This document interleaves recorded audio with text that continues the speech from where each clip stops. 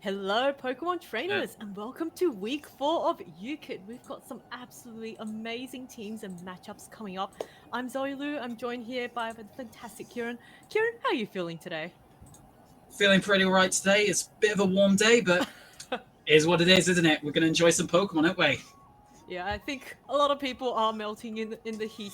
If you can tell, my face is just slightly shiny, even though I did, I mean, mop up all the I don't sweat hate a bit it. earlier. But hey, it just means maybe there's a lot of Groudons, Koraidons, Torkoals running around today. Where are all the Kyogres when you need them, huh? For sure, yeah. There's too much sun, not enough rain. You know what I mean? That's the UK for you, isn't it? Yeah. Complain about the sun, we complain about the. Can't find that middle point. Yeah, either too hot or too warm. But for today, our first match will be the Twin Leaf Typhlosions versus the Castelia City Cobalions. I almost said Castelia City Snow Cones because I was thinking of some ice cream just Could go for some earlier. ice That would cream, be very actually. nice. So it's going to be a very cool team. And our player from the Twin Leaf Typhlosions will be Tom. So Tom, with this really cool team of Smeargle, Calyrex, Ice Rider, Indeedee, Dawn Wings, Necrozma, Urshifu, and Torkoal. Yeah, so instantly I'm seeing a very, very hard trick room mode with the, well, three trick room users in the Cali Ice, Dawnwings, and the Indeedee female. And, well, a big trick room sweeper in Torkoal as well. So, yeah. What else do you think, Zoe?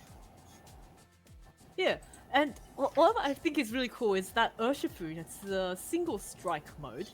That also means that you can't just stall out Trick Room by alternating protects because that Wicked Blow is just going to go right through the protect. And when it's paired up with Smeargle, it's such an unpredictable Pokemon. The combination of Spore and Follow Me and Decorate just makes it really, really difficult to play around. And if your opponent predicts wrong, well, that Smeargle can allow the teammates to just snowball and get away with a lot of really powerful attacks. Yeah, for sure.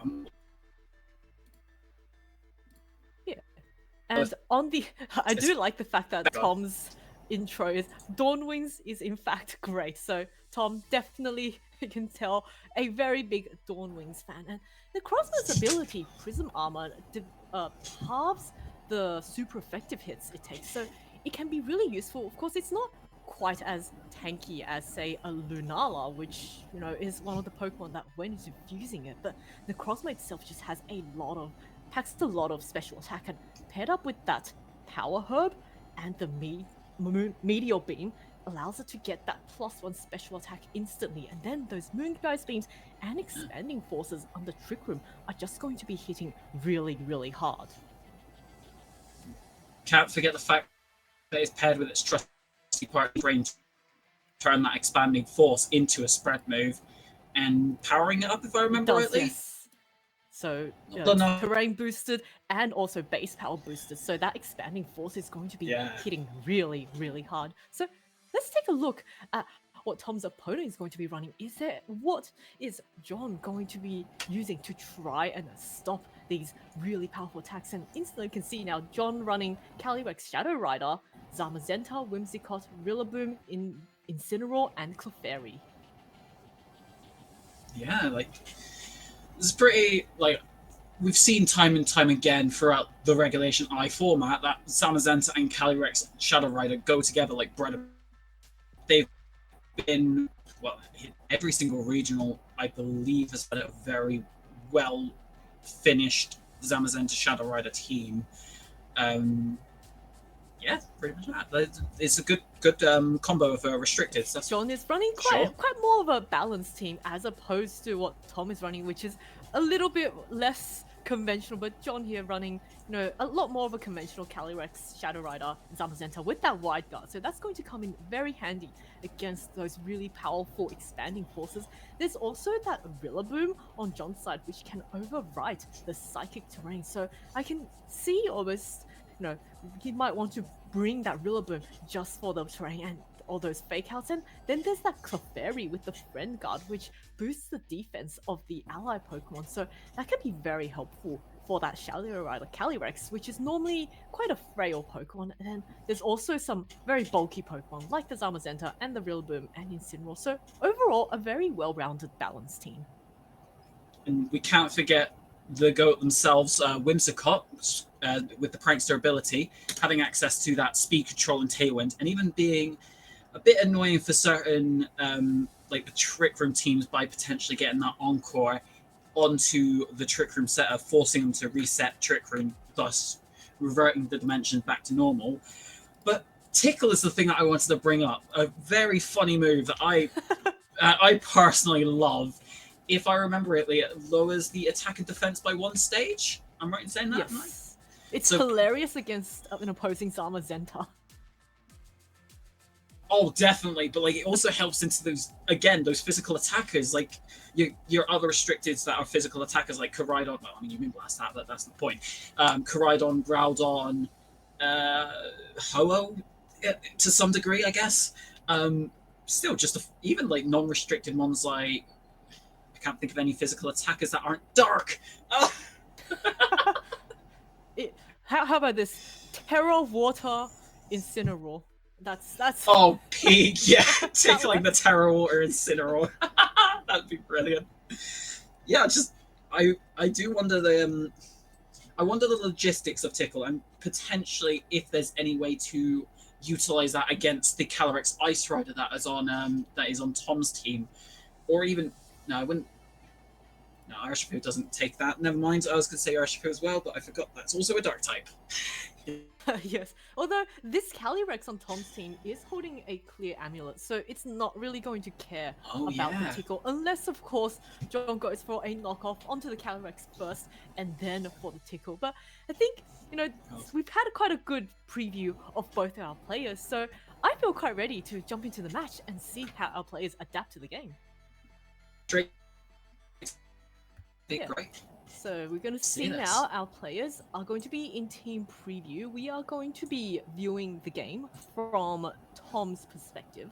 So there's Tom now with that very cool Dawn Wings and the Necrozma, and also that Torkoal just bringing on the heat. Is this why it's so hot this week? It probably is, like that drought ability. The charcoal, boosting the fire damage, I think, and the Terrifier as well. It's definitely the reason why it's so hot recently. Yeah, and I'm kind of curious what kind of leads our players will be going with. It looks like John is going to be leading with the Calyrex Shadow Rider and the Clefairy up against this Indeedee and Dawnwings Necrozma. So instantly, this Psychic terrain is going to be set up. Yeah, and one thing to note that Dawnwings lacks one crucial thing that Lunala is instead Wide Guard that we've seen time and time again on several teams from like regional level play to even like cups and challenges. Like having access to Wide Guard, even on like Lunala, is pretty crucial against, or can be pretty crucial against, say, Calyrex Ice or even Shadow Rider, due to the spread. Glacier Astral Barrage was, yeah, as it stands, done. I reckon we are just going to see a Trick Room from Tom. What do you think, Zoe? Yeah, well, the Dawnwings Necrozma is quite heavily threatened. Of course, its ability Prism Armor does mean that it can reduce the damage of a super effective Astral Barrage. So, just having a quick look at John's team, and this Calyrex does have a nasty plot, and right now the Calyrex isn't really threatened on the field. The Clefairy can just protect it by going for the Follow Me, and this Clefairy also carries After You, which means that if Tom does set up the Trick Room, the Clefairy can actually After You his own Calyrex and allow it to go first, because Clefairy is a very, very slow Pokemon. So I'm not sure that Trick Room is really the best play here, because you don't want to give that Clefairy just, a spot to go for the After You. So I think Tom right now might want to actually prioritize just getting rid of that Clefairy before he can start going on the offense.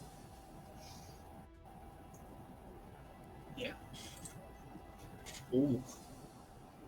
Looks like it's going to be a terrestrialization of the Necrozma, so Necrozma feeling way too threatened, but goes for a +1 Meteor Beam onto the Calyrex, and Calyrex takes it so well with that Friend Guard.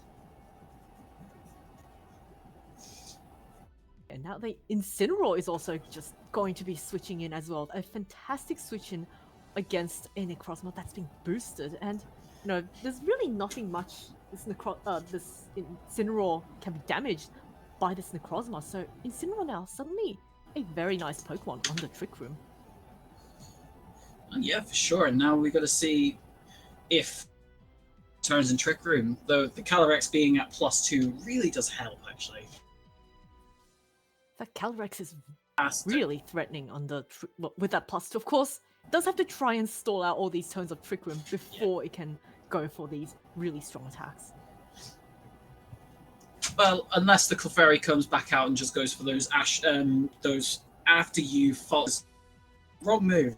After you Astral Barrages that we've seen that the instant happened, so that won't be happening.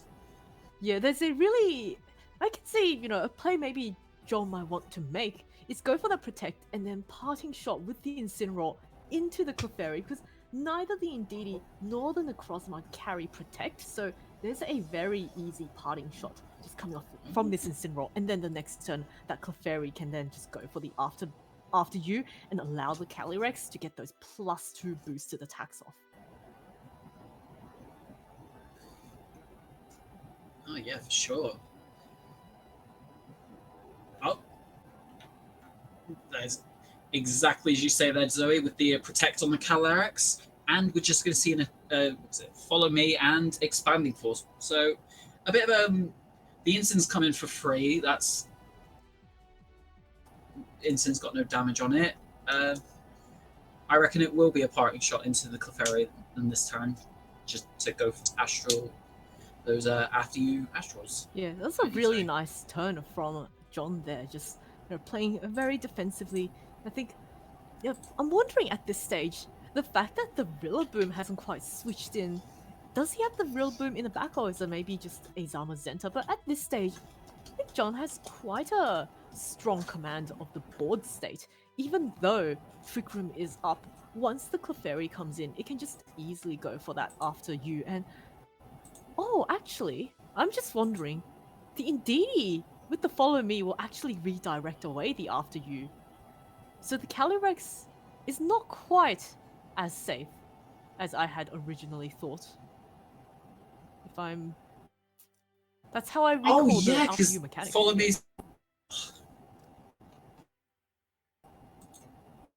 Yes, so maybe Priority than after you, so yeah, that would work exactly that.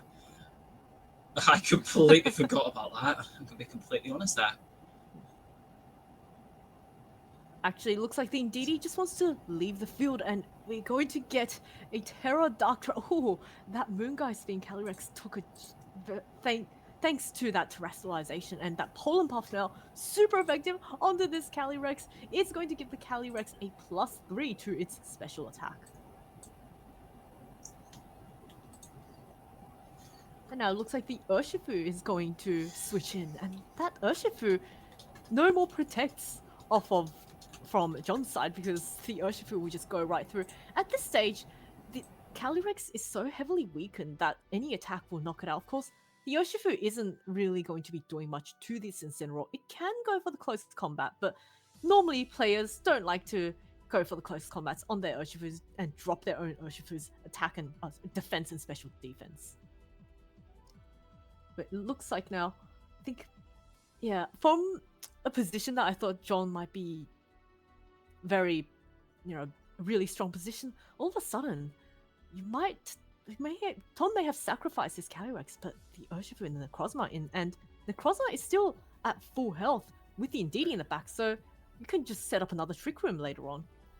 That is completely right, but in this position, I see that Urshifu can threaten the knockout on the Calyrex with a potential Sucker Punch, or even just a Wicked Blow because of speed interactions at the moment. So let's see now what's going to happen. It's going to be another Moongeist beam onto this Calyrex, so knockoff now coming onto this Necrozma. That's Ooh. not going to do anything, but the close combat does pick up this Incineroar. So all of a sudden, John is down to his final two Pokemon, which is going to be the Clefairy and the Zamazenta. Now, there's one more turn of Trick Room, but remember, you can't protect, but Clefairy can just easily go for a Follow Me just to redirect attacks away and allow the Zamazenta to start body pressing. But we do know that this Urshifu is choice locked now into that close combat, so it does mean that if Clefairy was to go for Follow Me, it'd actually be quite beneficial, as it will be taking that not very effective damage going into the Clefairy, which is quite nice. Yeah, let's see how this is going to play out. It looks like, yes, as you said earlier, Kieran, the close Follow Me is going to come out. That Moonsky Spin does so much to this Clefairy. So much damage. Now Clefairy's knocked out, but the body press coming off onto this Urshifu easily enough to knock out a -2 defense Urshifu. But it does mean now Indeedee gets to come back in.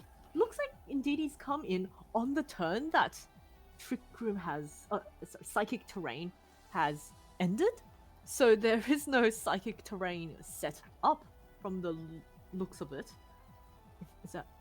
I can't quite see, but I think... Yeah, it should. I think I can just see in the side of the bar there that it's just faded away. So as okay, yep.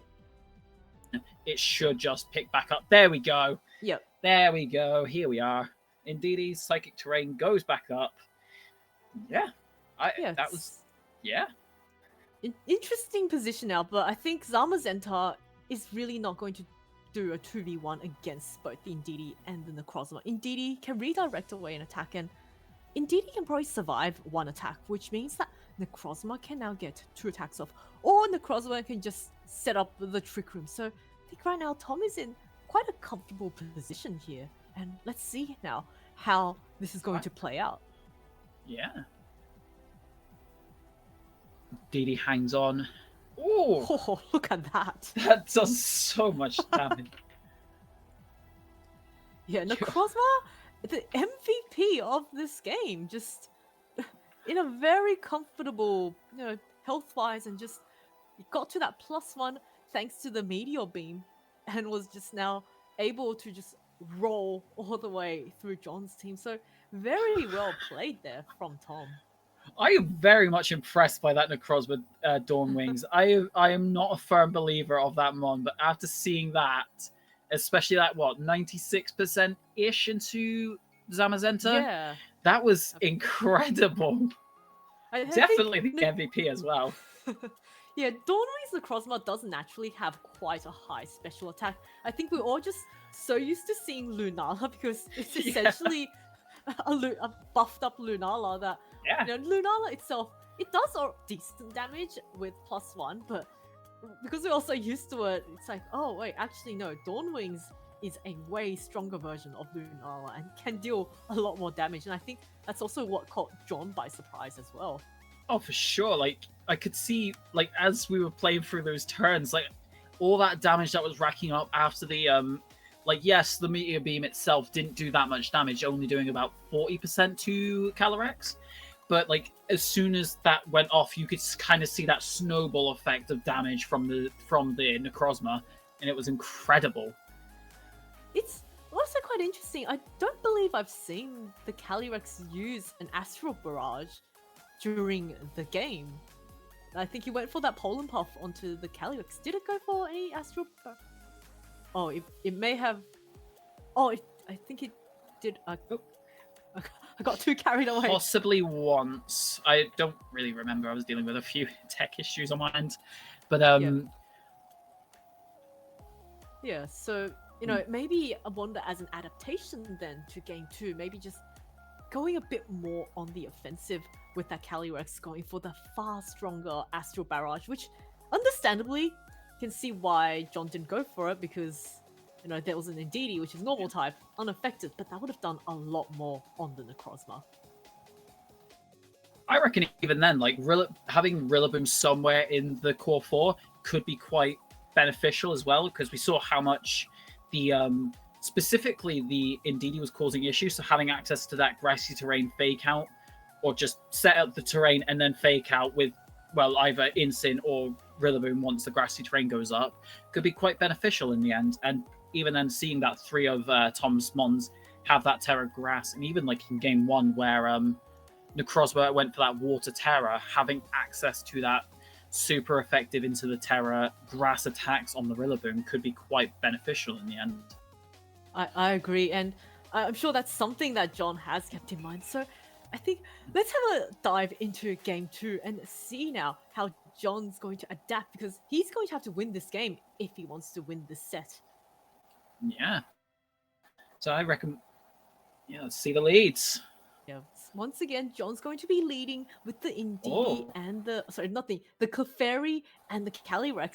But Tom has a bit of a switch up with the Indeedee and the Calyrex. So 2 Calyrexes staring off against each other. Of course, one is the Shadow Rider form and the other is the Ice Rider. Different horses, but they have, yes, they may be different horses, but some of that, they do kind of share similarities, especially in that hard-hitting stab attacks in the forms of the Astral Barrage and Glacial Lance, respectively. So I'm really curious how this turn will play out. Obviously, the Ice Rider is pretty threatened due to that Astral Barrage.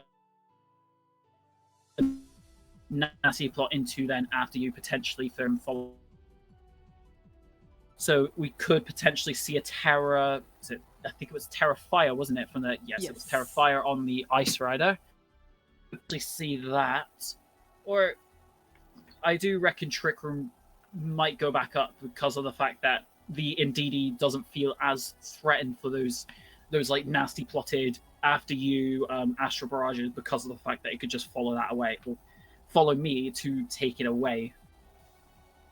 Yes, and we saw in that last game just how effective that Trick Room setup was. It looks like, as you called it out, that Calyrex is going to go for that Terrafire, but it's a nasty plot now once again onto Calyrex, but no Trick Room from the Calyrex, just straight up Glacial Lance, but the Indeedee now goes for the Trick Room. So a very nice turn for Tom there, getting that residual damage off onto that Calyrex, takes out nearly 50%.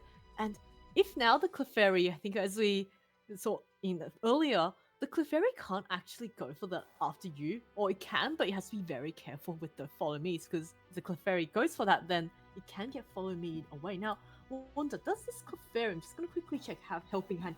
It does.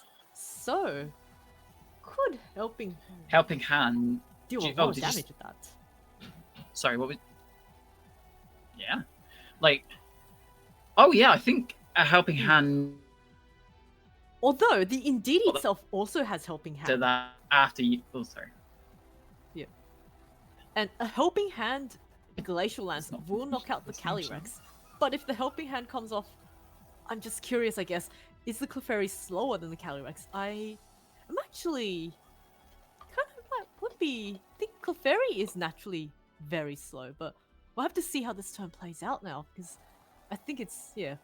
quite interesting. Oh, Helping Hand. There we go. Follow me coming out so and the close. Glacial Lance. That just barely off. That is mental. And that is the Calyrex Ice Rider down for the count. And jeez, what's more, that Necrozma now cannot terrestrialize. Now, of course, the Calyrex is on a sliver of health left, but the Indeedee now, because it's actually, I'm just thinking, Indeedee can deal damage to the Calyrex with Dazzling Gleam, but if it does that and the Clefairy goes for the after you, then the Calyrex goes first. So, might be quite a bit of a setback for Tom there, losing that Calyrex. I think if Indeedee had gone for the Helping Hand, he could have, gone that turn, won that turn. But now it's, is this Clefairy going to go for an after you and allow the Calyrex to attack again first on the Trick Room? Yeah. So now it looks like the Clefairy is going to swap out for the Rillaboom. So a very nice switch in for the Rillaboom, and the Meteor Beam off on this Necrozma is going to miss the Rillaboom, but the Dazzling Gleam now coming. allow the Rillaboom to heal off with the grassy terrain, and it also means now that psychic terrain has been erased by the Rillaboom can go for a fake out. And Yeah. I'm just. Oh yeah, sorry. Go on. Sorry, I lost the words. I was trying to sort out my Wi-Fi here. Yes. So I think there's still 3 more turns of Trick Room. So Calyrex probably at this stage isn't really going to be hanging around for very long, but it's done its job of knocking out that opposing Calyrex. So I'm kind of curious now. Can actually, yeah, the Calyrex, now that there's no more after you threat, it's just going to get knocked out by any attack on the Trick Room.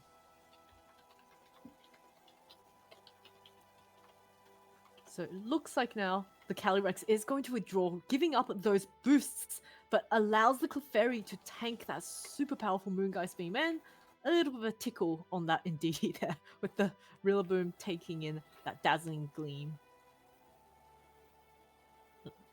Does allow the Zamazenta and the Calyrex to switch back in. Now Zamazenta, there's one more turn of Trick Room left, so I think we can see maybe a double protect coming off on John's side, but there is something. I wonder, is Tom going to go for a double protect, or a double Trick Room on his own side, because he can then renew the Trick Room turn? So this is actually quite a close turn. This is definitely a scary one, because if you make the call wrong, if Tom and indeed and Necrozma, but then call it wrong. What's going here? Why is my Wi-Fi being a pain in the bum?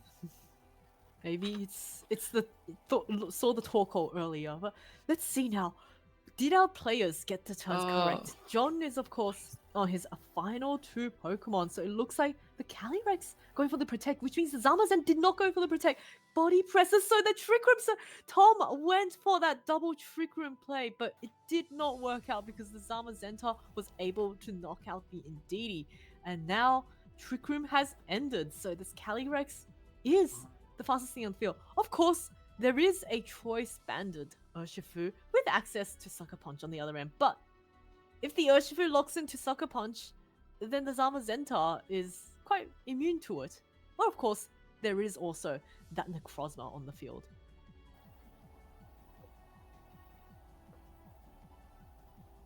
And it looks like now the Calyrex is going to try and dodge those Sucker Punches, allowing the Zamazenta to get a super effective body press off. Of course, now Necrozma was able to set up the Trick Room, and Necrozma being part Ghost type means that it is immune to the Fake Outs. So Necrozma does have quite a lot of work cut out for it now, like with the Zamazenta and the Rillaboom. Now, the Zamazenta can't actually body press the Necrozma because it's a Ghost type, so he has to rely on Behemoth Bash, which isn't really going to do too much. So, there's a chance that if Tom manages to just knock out one of his Pokemon under these Trick Room turns, he can just snipe off the Calyrex later on.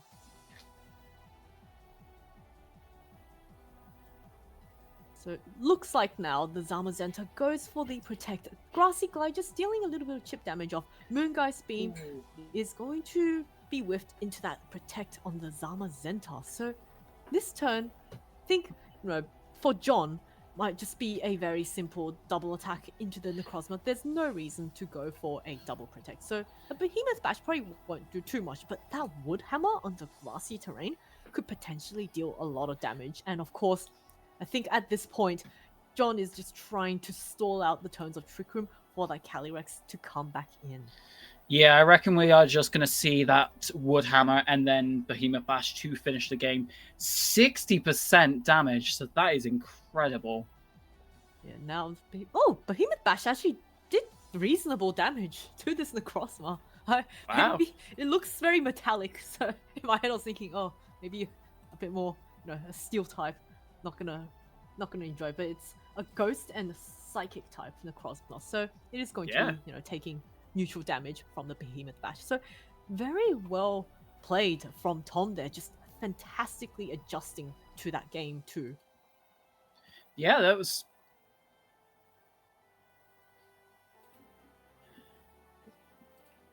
Yeah. Hello. Yeah, that was a. That's. Oh yeah, yeah. So I must say I'm quite impressed by the way John adapted to the game there, and you know it just leads me to wonder that this game 3, now that both the players have seen each other's tactics, this game 3 will be a bit more of a playing the player in a way. Yeah, it's hard to say what could be like. Hmm. Yeah. Oh, and it looks like we're just going to cut to a very short break as we get ready for our game 3. But don't go anywhere, trainers, because we'll be back very, very shortly.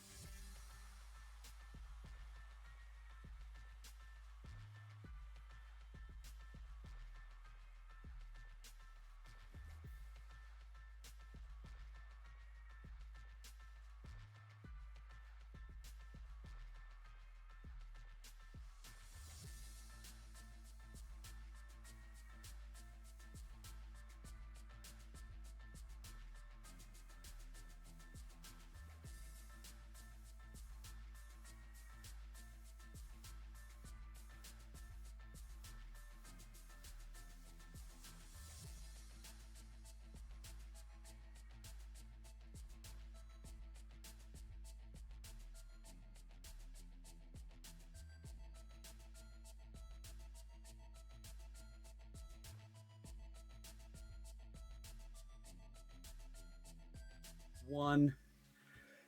And hello, chat. Welcome back. Just as Ogerpon changes its masks, I'm also changing my faces. Unfortunately, technical issues are the bread and butter of UKITT. So hello, I am Rich or the Thorium. I am your nightmare if you are a player, because I'm going to ping you at least twice a week. So sorry about that. But we are going to jump straight into game 3, finishing up with the game of Tom versus John. So we're going to go and take a cheeky look at that.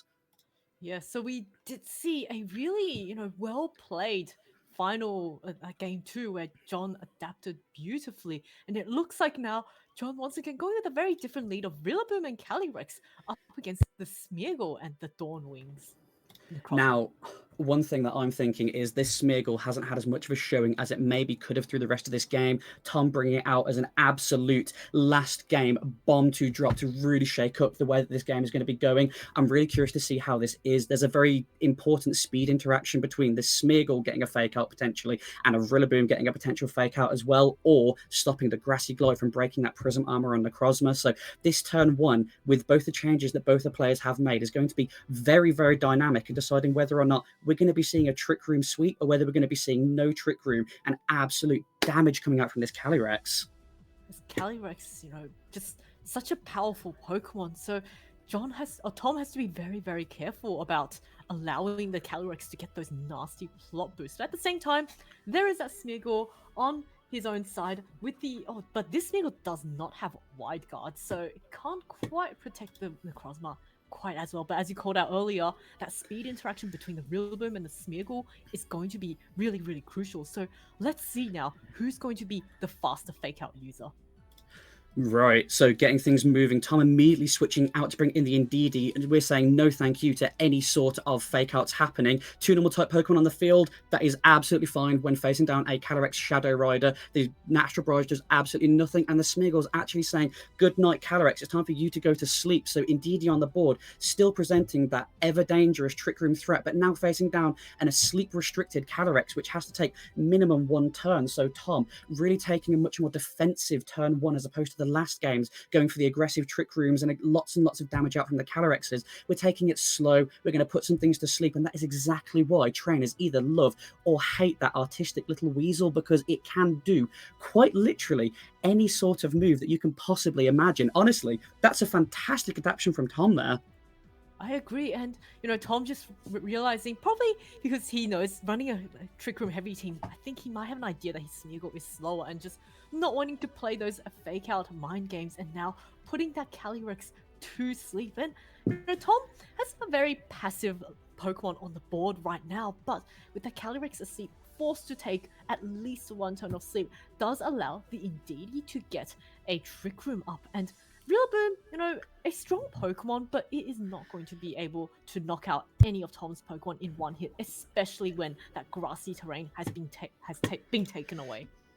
Yes, gosh, and it's really important to note as well, Tom's Indeedee is actually Terra Grass, and I'm sure that's for a multitude of reasons, one of which being Trick Room's Bane, Amoonguss. Though it's not on this team, it's very common to see Terra Grass Pokemon on Trick Room teams just to be able to deal with that Amoonguss threat, because I'm sure I'm sure that John's realizing right now, sleeping on the job is not something you want your Pokemon to be doing. So this Indeedee has real defensive capabilities, able to get that Trick Room.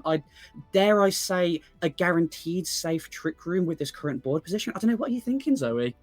Yeah, I don't see any way that Indeedee can get knocked out. Even if the Rillaboom critical hits the Indeedee with a Wood Hammer, I don't even think that would be enough. So we're going to have to see how John adapts to this. Of course, John isn't that just yet because there's no offensive threats, but now the Calyrex has switched in, so a much better Pokemon. But the Wood Hammer goes off onto this Calyrex instead. Calyrex takes it quite well, but also means Indeedee has swapped in and Trick Room has been set up. This Calyrex is really free to start going for those Glacial Lances.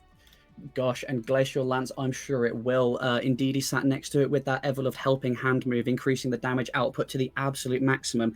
I'm sure we saw in previous games that even with the Clefairy out, the Glacial Lances, we're doing about 50% damage. So removing the idea of Friend Guard reducing damage and then adding on a potential helping hand to that Glacial Lance, I'm very sure that without a Terrestrialization, Rillaboom will get knocked out by this. And there's a very good chance that the Calyrex Shadow Rider might also get a one-hit knocked out by a Glacial Lance here. I wouldn't be surprised if, say, a Helping Hand Glacial Lance, knocked out the Calyrex. Although, if the Calyrex is on these Clefairy type teams, it might have a little bit more defense. So we're going to have to see whether or not, John is going to opt to swap out his Rillaboom, or maybe even go for the Terrestrialization on that Rillaboom to save it from getting knocked out in one hit by that Glacial Lance. And we are seeing the switch out of the Indeedee bring in this Smeargle. We love our Decorates, and we're going to see the Zamazenta also being brought in, getting that naughty defense boost to really, really do well against the Calyrexes. Glacial Lance is barely doing 10%. Rillaboom, you turning back out. We're ensuring that we're able to keep momentum and pick the exact Pokemon we want to have on the board. The good little friend that we were just talking about, Clefairy, is now making its appearance. Rillaboom going for a tactical U-turn to not only chip down the Calyrexes' HP, but also safely bringing Clefairy without it risking taking any damage at all. So there's a very, very dangerous board in play right now, with Smeargle threatening both Fake Outs and Spores, and even Follow Me's. There's so much Smeargle can do. I, for one, not sure about you personally, Zoe, I'm not a fan of Smeargle. I play very hyper offensive, aggressive teams. So when I'm put to sleep, when my opponent's got Trick Room up and they're clicking Decorate, I usually can't survive many hits. Now, I'm not sure this Clefairy will be able to take a Decorate boosted hit either. No, I don't think this Clefairy is going to enjoy any sort of attacks coming its way. What's more is that the Clefairy can also just get put to sleep. The Clefairy has no attacks, so even if the Zamazenta attacks the Smeargle has its Focus Sash intact. So there is a guaranteed Spore coming off from this Smeargle this turn. And because the Rillaboom has also gone for the Terra Fire, it's lost that Spore immunity. So everything on John's team is actually very susceptible to spores here. So Smeargle, even though it has no attacks, it's actually a really big threat. Gosh, that is actually such a good point that you've raised. Rillaboom being the key piece to ensure that we're not having both Pokemon on John's side being put to sleep. Yeah, I completely forgot about that. That Terrestrialization was so key. Though, yes, we did want to ensure that we don't get knocked out by the Calyrex's Glacial Lance, so that we can A, maintain terrain control where needed, but B, not give Calyrex the boost. So such a defensive play might actually end up biting John later down the line when we kind of see it come back out faced with the Smeargle Spores. Yeah, so let's see now what John is going to do. It looks like the Clefairy going for that Protect this turn. Also, Calyrex actually just protects all around. So just burning that one turn of sleep. Smeargle Spore, of course, isn't going to be affected because everyone went for the Protect. But it also means that in the following turn, unless John wants to risk a double Protect, he is going to have one of his Pokemon get put to sleep by the Smeargle. And there's still 3 turns of Trick Room left, so it's going to be very, very hard to stall it out. Gosh, yeah, apparently nobody wanted to do anything, and we are absolutely not hitting that perfect 3 p.m. kind of nap time right now. It's 7 p.m. If I'm napping, I'm sleeping all night, and John's Pokemon absolutely cannot be having that kind of critical sleep at this point in the game. Smeargle's able to emit so much pressure. Again, this is also a Pokemon that I'm going to say it doesn't actually have any damaging moves, because can you really count Fake Out? You do it once, then you've got to switch. So both players having a very, very heavily supporting Pokemon working next to a very, very high damaging physical restricted Pokemon. It's a very odd mirror to be putting up against each other, but I'm very, very curious to see these speed interactions, specifically with the Spores, as we know that Clefairy is able to follow me away the Spore from the Zamazenta, but similarly, Smeargle is also able to follow me away any sort of damaging attacks from Zamazenta. And again, you're very good with his key points. That Focus Sash is going to be very, very crucial, because Clefairy cannot guarantee the one turn knockout onto the Smeargle here.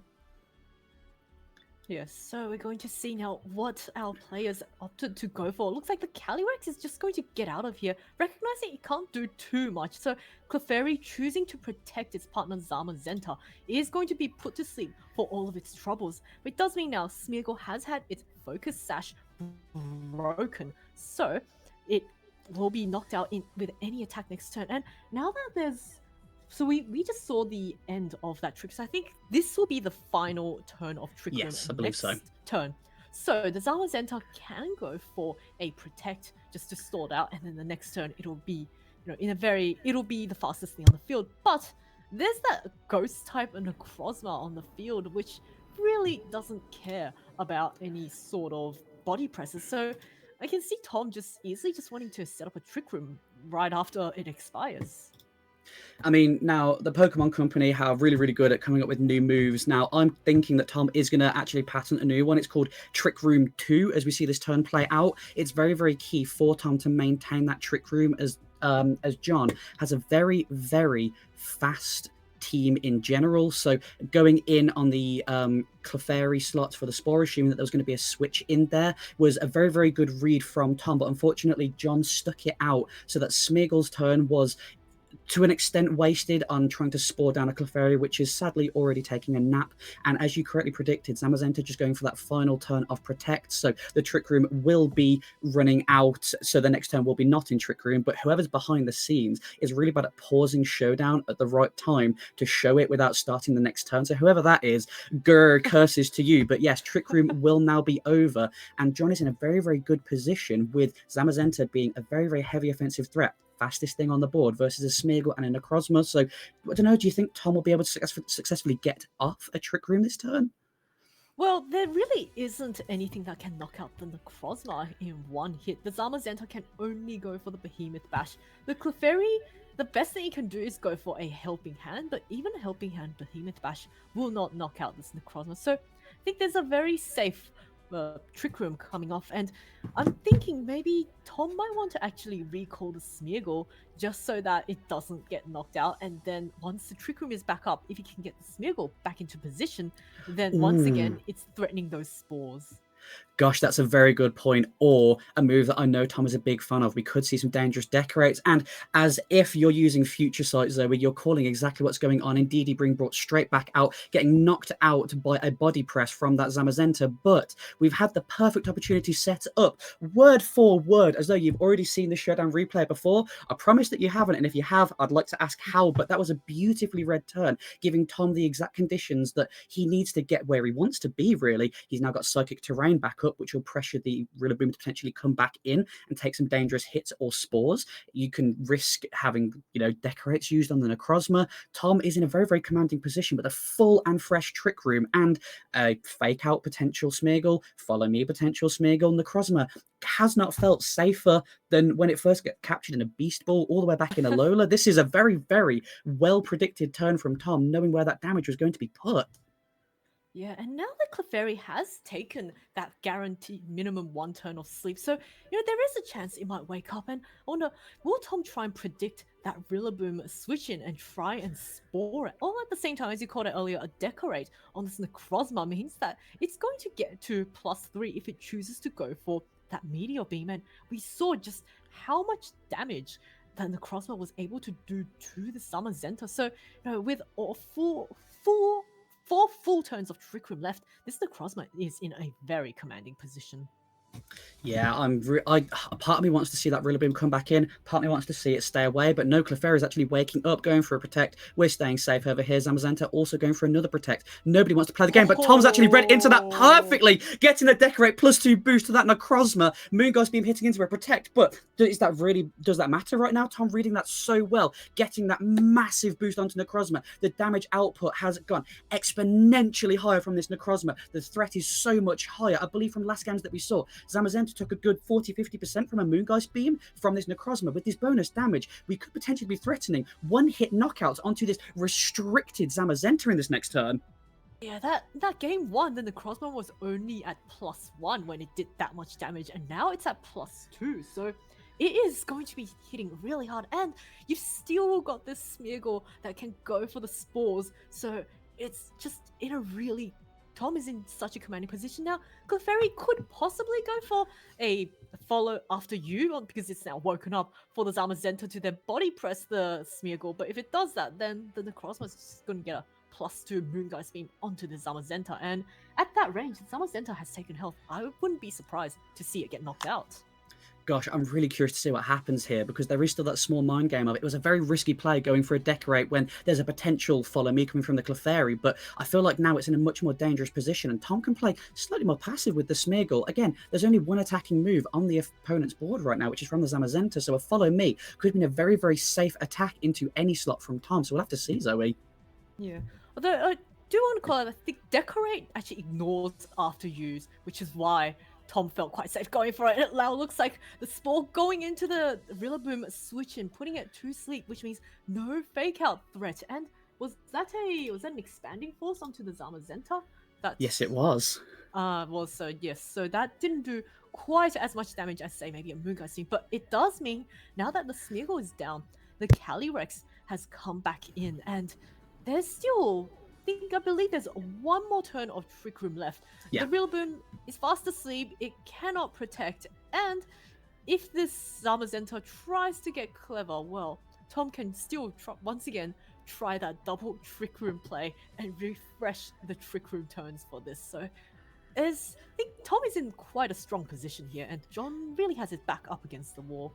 Yeah, I do agree. So even though Tom is actually down 2 Pokemon right now, seeing both of your restricted Pokemon on the board in decent health and in grassy terrain, which will give them more health to be recovering over these turns, with 1 turn left in Trick Room, and there's a lot that can be happening here. If the double Trick Room play does come out, I will buy you an ice cream for this horrible hot weather, Zoe, because that would be an absolutely genius read. I'm very, very happy to see Tom going for those aggressive reads again, though. We saw the Rillaboom, like you mentioned, Terrafire, put to sleep. So now we know that actually half of John's team, being the Calyrex Shadow Rider in the back, and now the Rillaboom, are also asleep. So it's something that John's going to have to take into account when playing out these next couple of turns, as half of their team is asleep and I believe actually needs to take their first guaranteed turn of sleep before they do anything.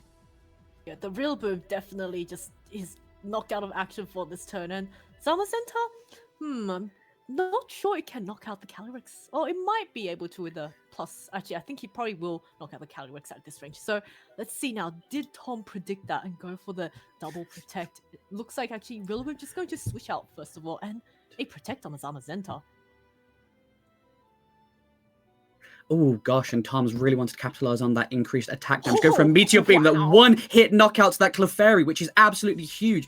John's biggest form of protection within that Trick Room, being able to go for those follow me's, be able to go for those after use, has been absolutely wiped from play. Nurse Jaw is going to have an absolute field there recovering that Pokemon back. So Rillaboom hitting the board once more. Zamazenta's getting some cheeky recovery in, but they used Protect last turn. So are we going to spin the wheel and see if John can get another cheeky Protect to stall out this turn of Trick Room? I don't remember how many turns are left because, again, the person in the back's really not good at pausing this showdown thing on the right amount of turns. So I believe that's Trick Room over. Is that right, Zoe?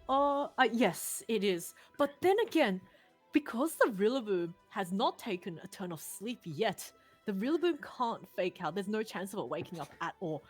And the Zamazenta cannot knock out this Necrozma at full health. So there's really nothing stopping Tom from making a safe play of protecting the Calyrex and then going for the Trick Room, and then there's 4 more turns of Trick Room to stall out. There's no more Clefairy. There's a sleeping Calyrex in the back, or Calyrex Shadow Rider. So Tom is actually in a really strong position here, and I don't see really any way John can really take a comeback from this.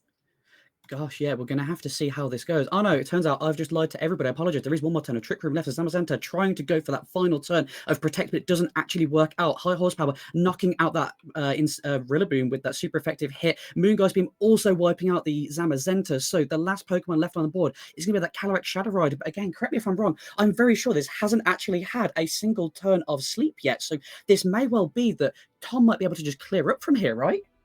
Yes, I don't believe the Calyrex, yes, as you said, has taken any turns of sleep. Although if it does just wake up from a 1 turn sleep, then I think both of us must use a Calyrex without the horse in our next game. That's what's going on. We're going to see if this Calyrex, hasn't taken a turn of sleep. There's absolutely nothing that John can do here. So let's see now what's going to happen. And it looks like that. Oh no, I did not wake up. I got psyched out from that animation. Wow, and there you go. So there is Necrozma. 2 0.5 times special attack, going for that amazing one-hit knockout onto that Calyrex Shadow Rider, cleaning up the game in Tom's favour and taking a win for his team, the Twin Leaf Typhlosions. So well done to both players there. That was an absolutely fantastic match to watch. I mean, I'm kind of shocked all the way through the fact that both players were able to navigate Trick Rooms so efficiently. Even though Tom was able to get multiple Trick Rooms up, John was able to work through it, get some really smart pivots about so that we can stall it out. And as we saw in game 2, that strategy adjustment was absolutely perfect for stalling out the Trick Room and taking advantage of their faster restricted to clean up the game. That was amazing. I think it was actually a very beautiful adaptation from Tom in that game 3, bringing in the Smeargle and recognizing, actually, everything on the team except for the Rillaboom can be spored. And if the Rillaboom stays as a grass type, then Calyrex can just Glacial Lance, so the Rillaboom is forced to. So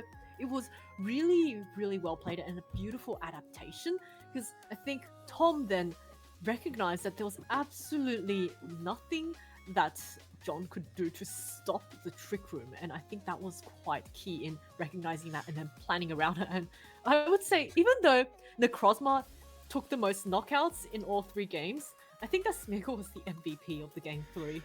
Oh gosh, I'm really upset that you've said that. It pains me to say, but I agree. That Smeargle, it's the bane of people's lives for a reason. It's the fact that it can learn any move and it can really be the glue to any team in any sort of composition that you need it. That Pokemon is so key, and saving it for game 3 meant that Tom was really able to almost use the way that he plays Smeargle as a surprise. If you notice, Tom, I don't believe he clicked Fake Out once with that Smeargle. Every time it was on board, it was always very commanding the game, shaping where things are going, giving buffs and follow me's. It never once went for that Fake Out. So even the idea of a Fake Out must have put some pressure onto John, knowing that I can change the terrain, but now I'm risking having my restrictors getting faked out. And then, Bosch, Necrozma is a dangerous Pokemon, so those one-hit knockouts are very, very real. So you're right. I'm upset about it, but you're correct. I don't like Smeargle, but that's exactly why. Because when it's played with such finesse, it's very, very difficult to work around. I would say, actually, Smeargle is the one Pokemon, the non-restricted Pokemon that strikes fear into the hearts of every VGC player, just because of how versatile it is. Thank goodness it no longer has Dark Void, but those spores are still very annoying to deal with. And now it's got more moves to play with, like Decorate and Follow Me, Wide Guard. The flexibility of Smeargle is what makes it so good in these formats. And it's the flexibility of people playing against the Smeargle that's astounding when you watch people bend over backwards trying to understand what that creature is going to be doing. I can't lie, my head was touching the floor trying to watch that game, like, oh, it's so frustrating, but it's so good. However, I think I might break down into tears if we carry on talking about Smeargle. So what'd you say if we take a look into the next game, the next couple of players that we've got lined up, Zoe? Yeah, the next player, well, I might be a bit biased because I am part of the Pormort Paramedics. So Ellie is a teammate, and they're with that awesome Pormort plushie, scoring the second most points with Pormort. Can you guess who's the first? Is it Ronnie? I don't actually know. I do believe it was Ronnie. Yeah, the leader of the Pormart Patrol, the people who really capitalized on this team and honestly put it everywhere. Again, I'm going to infinitely give shout outs wherever I can, because who's going to tell me off? Nobody. If we all remember back to the Bologna Regional when Ron made it on stream with that beautiful Pormart team, though Ali hasn't brought the Pormart with, that is exactly what he's going for there, saying that Ron was the first person to get the most points with Pormarts. It's really, really good. So should we have a little look, see at what Ali's bringing today? And there's one Pokemon that I'm really curious to hear your thoughts on afterwards. Yeah. So Ali's going to be bringing a Choice Scarf Miraidon, a Sneasler, Incineroar, Ogerpon Cornerstone, Urshifu Rapid Strike, and Calyrex Shadow Rider. So mostly normal, mostly conventional Pokemon, except for that Sneasler, which isn't quite as common in this format. It was very popular back during Regulation F because it was just so fast, but in this regulation, not quite as useful. But it also doesn't even have Dire Claw, so it can't even go for those statuses. But it does have Acid Spray, which is a move that reduces the special defense by -2, and I can see that Acid Spray and Miraidon combination being extremely potent. That is exactly what I wanted to pick your brains on. So I'm gonna say some things, and I'd like for you to correct me if I'm wrong. But Unburden, I believe it increases a Pokemon's speed either by 1.5 times or 2 times speed. Is that 2 right? times. So 2 it'll be times speed, faster than the Miraidon. which is absolutely crazy to think with that electric seed combination. Yeah, we're just going to see some absolutely massive acid sprays, which will reduce some stats. So although Miraidons typically run choice specs to maximize the amount of damage they're able to output, Ali's almost found a way to go for a faster Miraidon with support from this Sneasler here to be able to still take some absolutely massive potential one-hit knockouts with those Electro Drifts, those Draco Meteors. I'm really interested in how that's going to work out, but then also the Calyrex in the back also really benefits from that acid spray. So it's a very special offensive heavy team, but I feel like it's been worked quite nicely. There's no inherent speed control on this team, but the speed is instead dynamically shifted through these abilities of this Sneasler. So the bane of everybody's life from Regulation H, yeah, it made a lot of people sad, but there's no Diaclaw, like you say. But instead, we've got a massive problem, and Acid Spray is just going to absolutely ruin all the defenses of Ali's opponent's Pokemon. So should we have a look at what might be getting sprayed with a little bit of acid? Yeah. So Ali's opponent is going to be Murray from the Applin Bottom Genes team, and Murray's also going to be running a Miraidon, but this is more of a conventional one. Terra Fairy choice specs paired with Lunala, Whimsicott, Urshifu, Rapid Strike, Incineroar, and Ursaluna. Who said Urshifu once again? There's a lot of bears on that screen right now. There's too many bears. It's a team I think has been piloted was at NAIC. Well, a lot of the Italians had that team archetype, and it performed really well. And I do like Murray's player bio. I'm trying and failing to become a professional curling player. It's a sport that I haven't heard of for a long time. I was going to say, I'm curious to see how curling links to Pokemon. Is because if Murray's really good at curling, does that mean by default that we're good at Pokemon, good at throwing the Pokeballs out, or is it just completely irrelevant? And these are two passions that we're going to be diving into. I feel like that's a question for Murray if they are here. So it's a somewhat standard team, like you say. I'm really keen to note that in the last game we saw the choice banded Urshifu single strike. This time we've got the choice banded Urshifu rapid there. But imagine being able to talk. The choice banded rapid strike Urshifu here. So we're going to be able to see those surging strikes come out, hitting into some of Ali's Pokemon with absolutely incredible feats of damage from that choice band boost, the electric seed being shared. So both trainers capitalizing on the Hadron engine ability of Miraidon and going, right, I'm going to boost my defense and you're not going to be able to break it. But joke's on Ali here, that Urshifu is quite scary in that Surging Strikes doesn't actually care whether you've got a stat boost or not. It will just hit through because of the natural critical hits. So it's a very scary team for Ali to be facing. I mean, I can't really tell you which team looks like it's favored. They're both just so interesting. I'm really keen to jump in. I mean, should we go? Are we allowed to go? I agree. I really want to see how this plays out and what kind of leads our players are going to be going with. It looks like Murray is going to be going with the Incineroar and Lunala up against the Sneasler and Miraidon. So are we going to see some form of acid spray and an attack from the Miraidon? Now, of course, the Incineroar does have Fake Out, but so does the Sneasler. So the Sneasler can fake out the Incineroar just to prevent its own side from getting faked out, and allow that Miraidon to get an attack off. And Lunala's in quite a nice position here with that Shadow Shield. It means that it will be every attack onto it at full health will be halved, so it will be guaranteed to maybe even get a Trick Room off and allow that Ursaluna in the back to come in. Gosh, yeah, I do think you're absolutely spot on. The Trick Room threat is really heavy here, and the fact that we love electric terrain from the fact that it doesn't actually let your Pokemon fall to sleep. But in this situation, that Fake Out is so threatening because you may well be able to take down Lunala with 2 attacks, but only 1 attack into it. Like you say, that Shadow Shield is going to try and mitigate as much damage as possible. So I'm keen to see where Murray's going to be targeting into with this Fake Out. I'd like to believe it's going to be a shout out to the Pormut's team captain, Jack, there, to prevent that massive amounts of damage from the Electro Drift. So maybe Sneasler might be able to get 1 little attack into the Lunala before the Trick Room goes up. But this is a very scary position for Ali, actually. quite explosive, I would say. So let's have a look now at what our players will be going for. It looks like the Sneasler just goes for that fake out onto the Incineroar, preventing the fake out from coming off.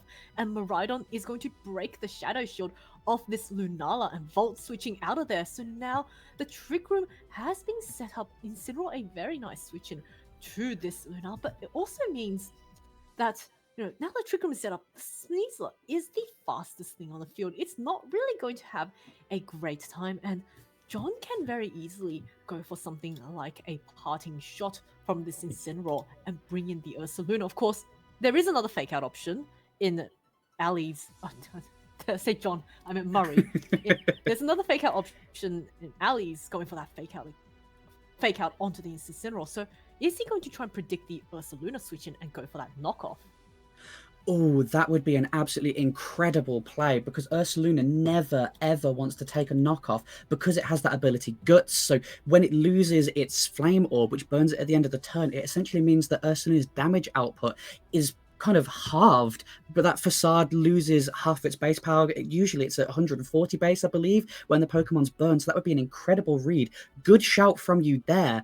That would be amazing if Lunala's able to stay somewhat passive and allows that Incineroar to remain on board. But I'm also curious as to what the Sneasler is really going to be able to do, because checking the terrestrializations of Murray's Pokemon, that Lunala does have a Terra Fairy option available, which means that the Acid Spray would be able to hit into the Lunala, but it wouldn't do the most amount of damage. So I feel like Ali might be forced to make a very passive play this turn to maybe reposition a little bit better to be able to capitalize on some damage on Murray's side of the board next turn, maybe?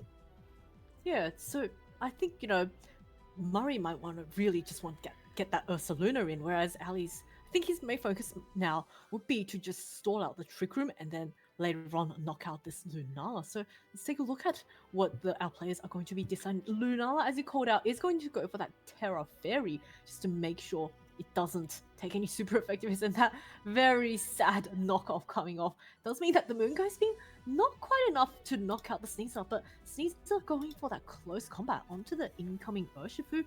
A nice bit of chip damage, but now Urshifu is in a pretty comfortable position. It's not Choice Scarf, so it will be going faster than the Sneasler, and it can't really knock out the Incineroar can't really knock out the Urshifu.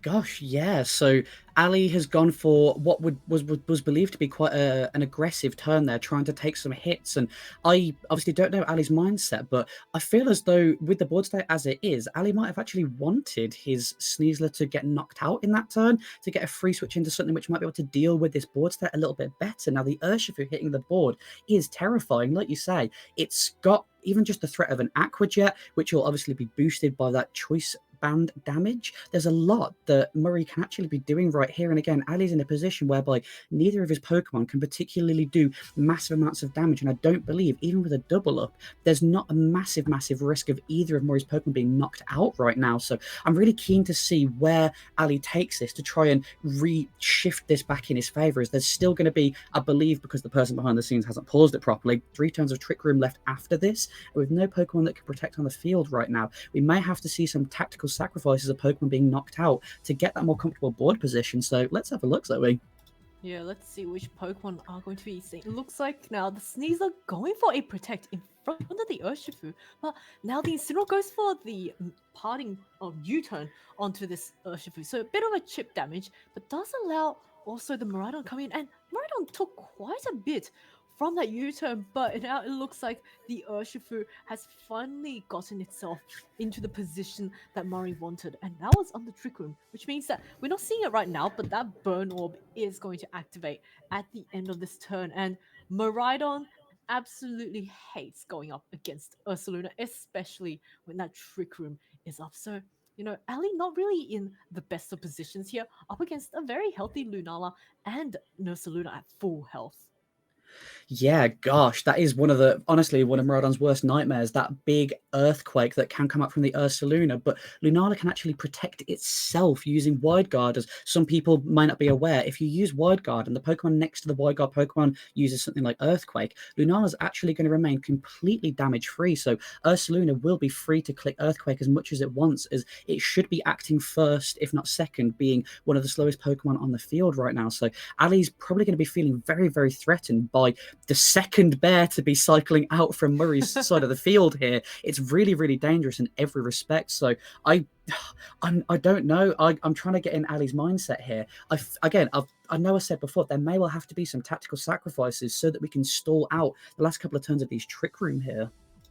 Yeah, let's see now. That burn is going to be activated by the Urshifu, and Ali, feeling very threatened, is going to bring in that Incineroar with that Intimidate, just trying to mitigate the damage. Of course, now that Wide Guard coming off, and that Intimidate very key in allowing the Ursaluna to, or in allowing the Incineroar to survive that Earthquake from the Ursaluna. And now it looks like Ali, not wanting to risk having that Miraidon swapping in and trying to take another attack, is going to bring in the Calyrex, which can protect. So looks like Ali's play might be maybe going for, say, something like a Fake Out and a Protect even, just to make sure that there are no attacks coming off from, or nothing threatening that Calyrex Shadow Rider.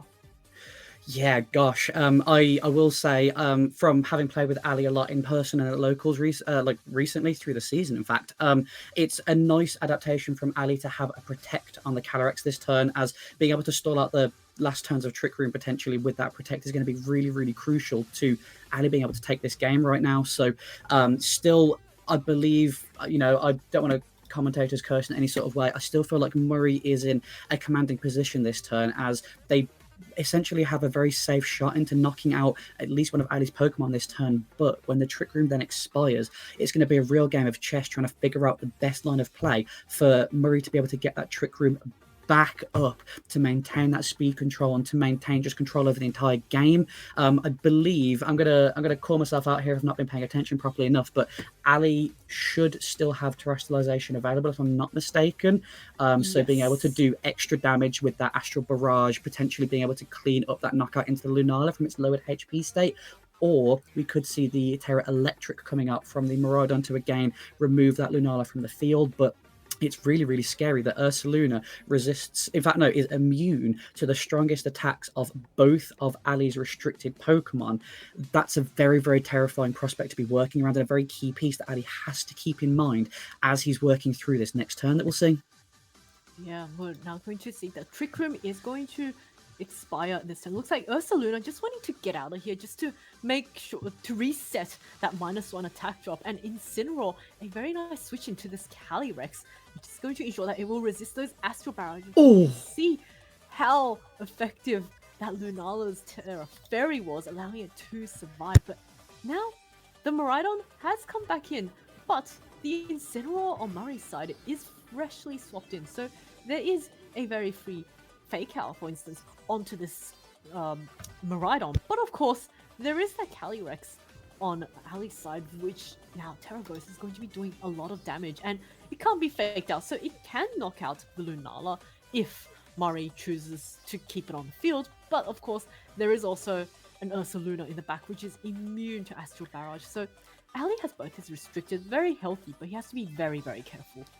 Yeah, and it's really important to remember that Ali's Miraidon does have that choice Scarf, and because Ali is down 2 Pokemon right now, there is only one move that this Miraidon will be using for the rest of the game. It's common to see Miraidons running a move like Dazzling Gleam, as I believe Murray actually does, but Ali's actually opted for the Snarl variant instead, being a faster Pokemon to lower special attack. But I'm looking at the team and looking at the moves of this Miraidon, and I'm really, really worried in the decision making that's going to have to be happening this turn, essentially, as it's that Ursaluna. I can't not address the bear in the room here. It's that Ursaluna that's going to be causing Ali a really, really big problem, as the move choices that are chosen this turn are going to be so key as to whether Ali's going to be able to A, stop this Trick Room, but then importantly B, remove the Ursaluna from the game. The other Pokemon can at least be damaged, but this Ursaluna is an absolute thorn in Ali's side here. I can't stress that enough.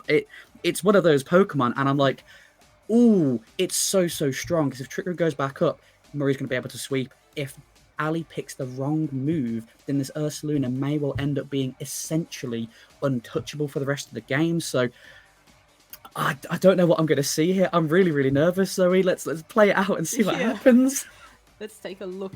Looks like the Incineroar goes for that Fake Out just to flinch the Miraidon and allows the Astral Barrage to come off. So that is going to easily get the knockout on Lunala, but I don't really think that's something that maybe Murray's. Oh, actually, the Urshifu coming back in. So very. Because there's no Trick Room, but the Urshifu is going to be outsped by that Calyrex unless it goes for the Aqua Jet. But Aqua Jet is not going to knock out this Calyrex at this range. So now both the Incineroars. Also, now that the Calyrex is at +1 special attack, I think the Incineroar might actually be in range of getting knocked out before it can make a move.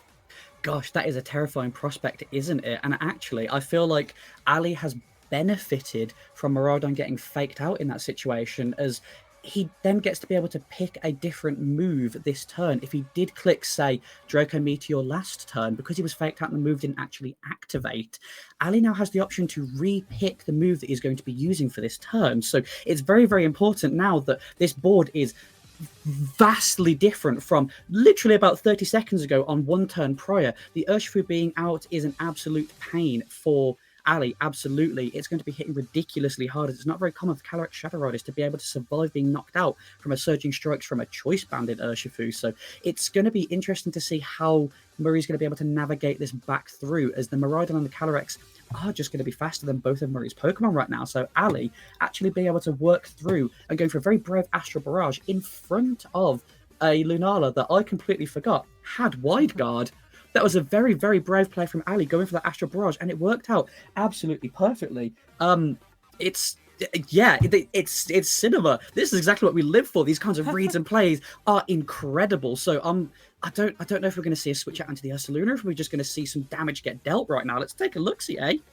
Oh, something's going to get knocked out. Looks like the Aqua Jet does a decent amount. The Draco Meteor, so this is the move that Miraidon has chosen to lock into, which means now the Calyrex going for that Astral Barrage is going to put itself at +2. So now it's almost full health Ursaluna is going to come back. Now it will be forced to take a Draco Meteor if it connects, plus a +2 Psychic of this Calyrex. And I think at this range, the Ursaluna, if it can, the only way I can see is if it dodges the Draco Meteor and survives the +2 Psychic, and then it'll definitely knock out the Miraidon with Earthquake, and it's probably going to knock out the Calyrex with the Earthquake as well. So it looks like Draco Meteor is going to connect, and the Psychic is also going to connect. So the Ursaluna is going to be knocked out. So Ali takes game 1.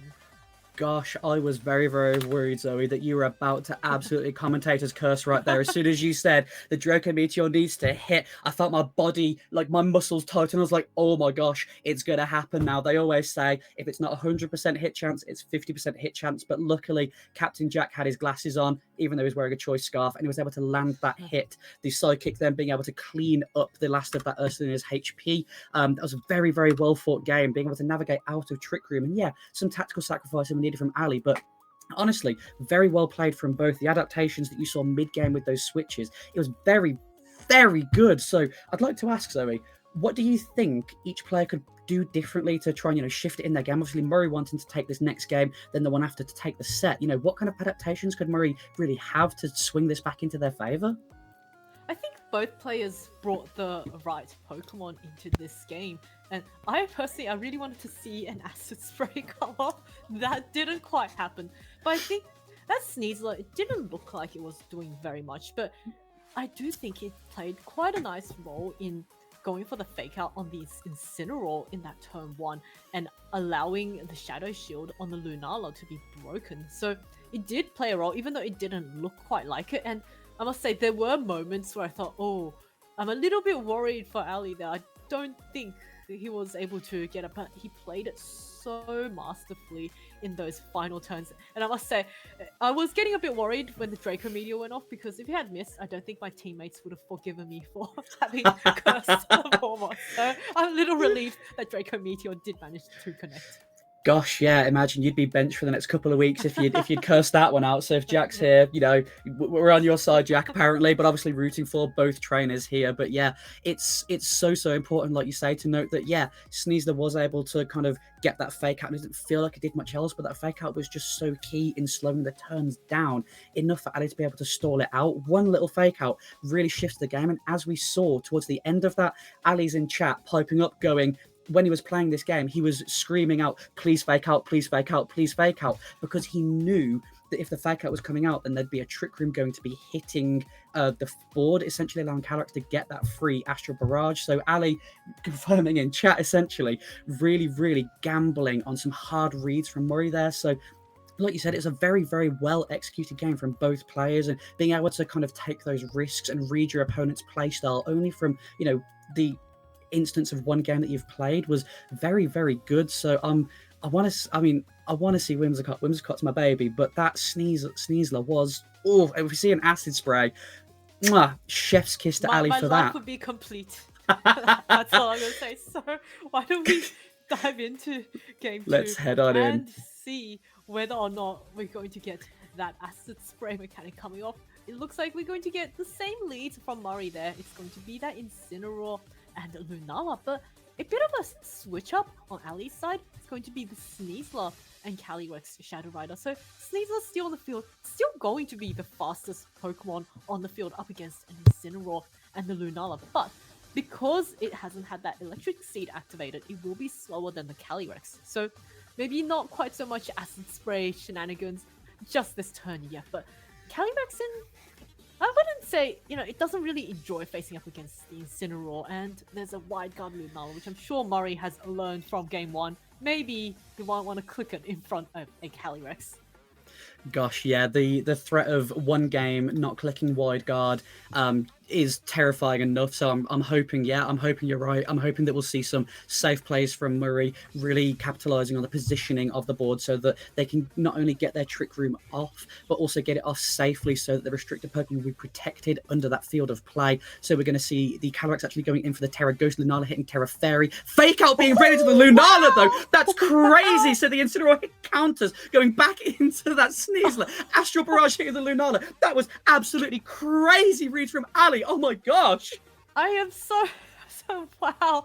I am so thrilled. It's such a gutsy move to go for a fake out onto the ghost type. So Ali just calling that the Lunala might want to go for a Terra Fairy and then Trick Room to get around the super effective Astral Barrage, but getting the absolute correct read there, and Murray really getting punished for it. He got a fake out onto the Sneasler, but the Sneasler already went for the fake out, so there was no flinch, and what a fantastic turn 1 from Ali there.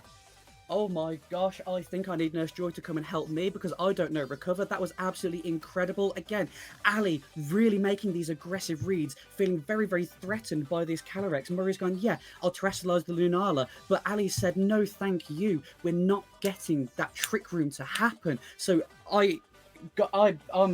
wow, I'm lost for words. That was incredible. The line of play there, allowing Lunala to not only have its Shadow Shield broken by that fake out, to then allow Astral Barrage to do insane amounts of damage, but also Trick Room has been stopped for another turn, and there is no further fake out pressure from the Incineroar. So yes, Incineroar and Lunala can hit into the Calyrex here, but they need to get around that focus slash. So one hit will not do it. Ali really taking storm and taking command of this game, saying, I can't let you take that advantage from Trick Room again. Oh my gosh.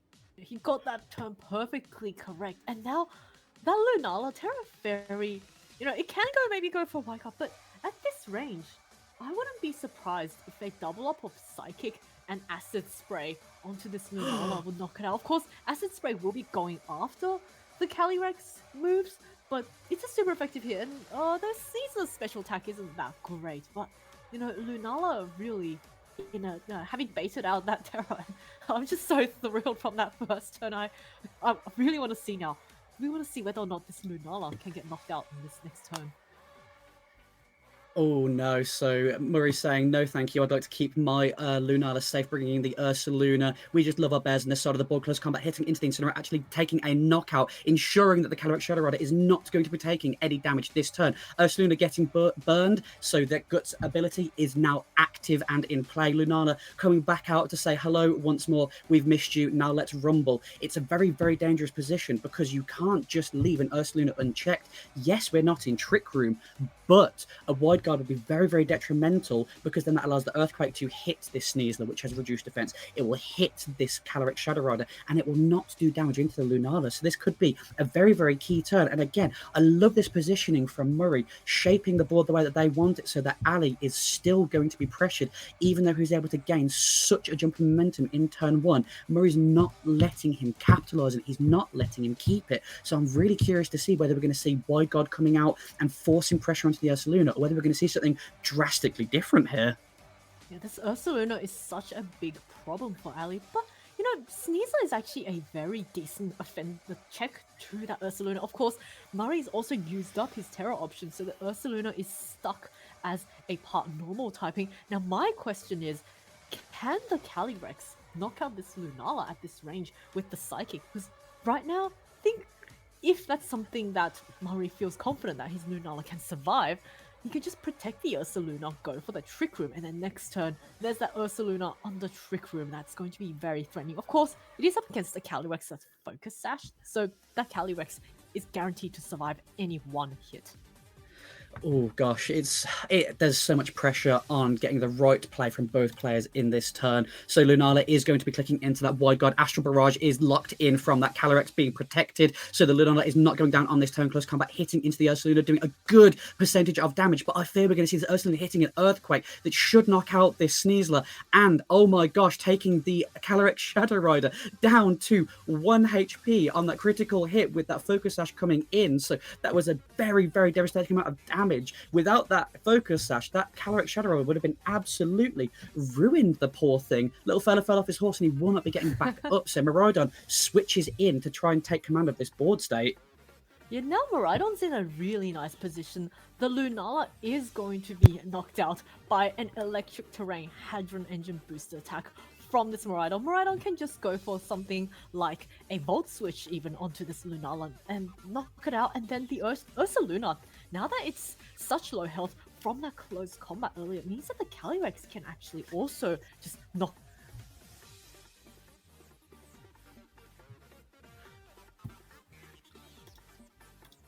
Gosh, yeah. So this is just a very, very threatening board position from everywhere that we possibly can have it, really. Ali is able to kind of go for single target attacks where needed, could go for the spread moves, but the question in the mind is, do we want to risk that? Ali's already learned that Murray is not afraid to click wide guard. Commonly, people see wide guard as a threat more than something that's actually going to be clicked, but Murray's been actively clicking it, preventing devastating amount of damage from hitting his board right now. So it's a very difficult position. So let's give it a little play out, and we'll basically just see what turns out here. I believe that we might be able to see some KOs on this turn from the Calyrex. So Ursaluna going in for a protect, keeping itself safe, whilst the Volt Switch hits it into the Lunala, not only taking out the Lunala, but also bringing back in Incineroar to cripple the Ursaluna's physical attack capabilities. Psychic hitting into that Ursaluna's protect, which is great news as the turns are being stalled out more and more and more, and this burn damage is just going to continually be chipping away at this Ursaluna non-stop. The last Pokemon coming in from Murray is going to be this Urshifu Rapid Strike. Very, very scary Pokemon to be bringing in right in the back, because this Urshifu does actually have Aqua Jet. And this poor Calyrex on 1 HP right now is going to be heavily threatened by this Aqua Jet going for that one-hit knockout. But we now have a Fake Out on board as well, so we're having a real game of priority versus priority here to see what can hit first and basically clean up the damage where needed, because the Ursaluna can't be left unchecked. But similarly, this Urshifu is going to be dealing ridiculous amounts of damage through the course of this game, so it's going to be really, really interesting to see how this plays out, whether we're going to be going for some Aqua Jets into Fake Outs, or we're just going to see raw damage output trying to remove this Ursaluna from the board straight away. So the Fake Out does actually come out hitting into the Urshifu. Psychic then knocking out the Ursaluna. That 1 HP spoons Calyrex and a Dream. Urshifu has now been flinched. which means that it is now a 3 versus 1 in favor of Ali right now. This Urshifu is going to be staring down a very, very scary series of Pokemon right now. So I believe we're just going to we're going to let this one play out, see how it works as the Calyrex does actually get switched out, scared of that Aqua Jet, which does rightfully hit into that Miraidon slot. Resisted hit, U-turn into the Urshifu. We're just going to play Revolving Door on this turn. Say hello to Calyrex once again. Aqua Jet is now the move that has been locked in for the Calyrex. Gosh, no, for the silly little bear on the other side of the board, Urshifu. Well, I can't remember names because there's too many bears. So Urshifu can only click Aqua Jet going forward. So the idea of playing safely right now means that we're able to reduce the amount of damage that this Urshifu is able to deal, because you have to respect a choice banded Urshifu. The amount of damage that it will output is absolutely ridiculous. So we're just going to see what happens on this turn. Aqua Jet going into the Calyrex. It does take the knockout from 1 HP. Electro Drift swings into the Urshifu, and that cleans up the game for Ali. You can see just in the corner, Ali typing a good game and well played there. As the game has concluded 2-0 in favour of Ali. So Ali taking a win for the Palmart Paramedics this week. Gosh, what a fantastic game, like series, really. Both players heavily adapting to what each of the other trainers are actually bringing out. Unfortunately, for the moment, I did scare Zoe away. My bad, chat. Unfortunately, I talk far too much and have scared Zoe away. So we may well just cut to a small break whilst I try and drag her back into this, because nobody escapes UKITT, not even me. So stay tuned, trainers. We're going to jump into our third game of the night, which will actually be a wild card game. So stay tuned for some Sword and Shield gaming. We will be right back. Please don't go anywhere.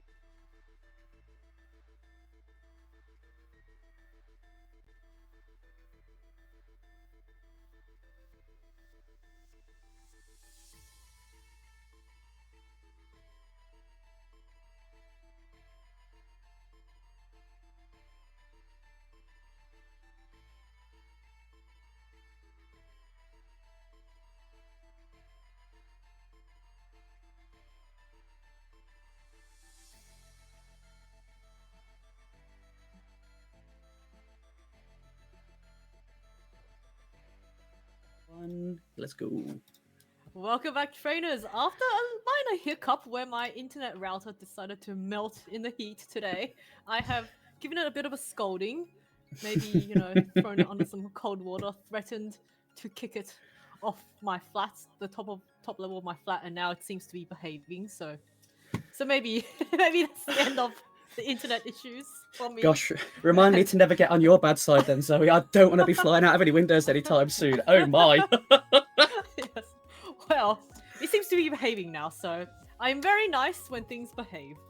That's fantastic.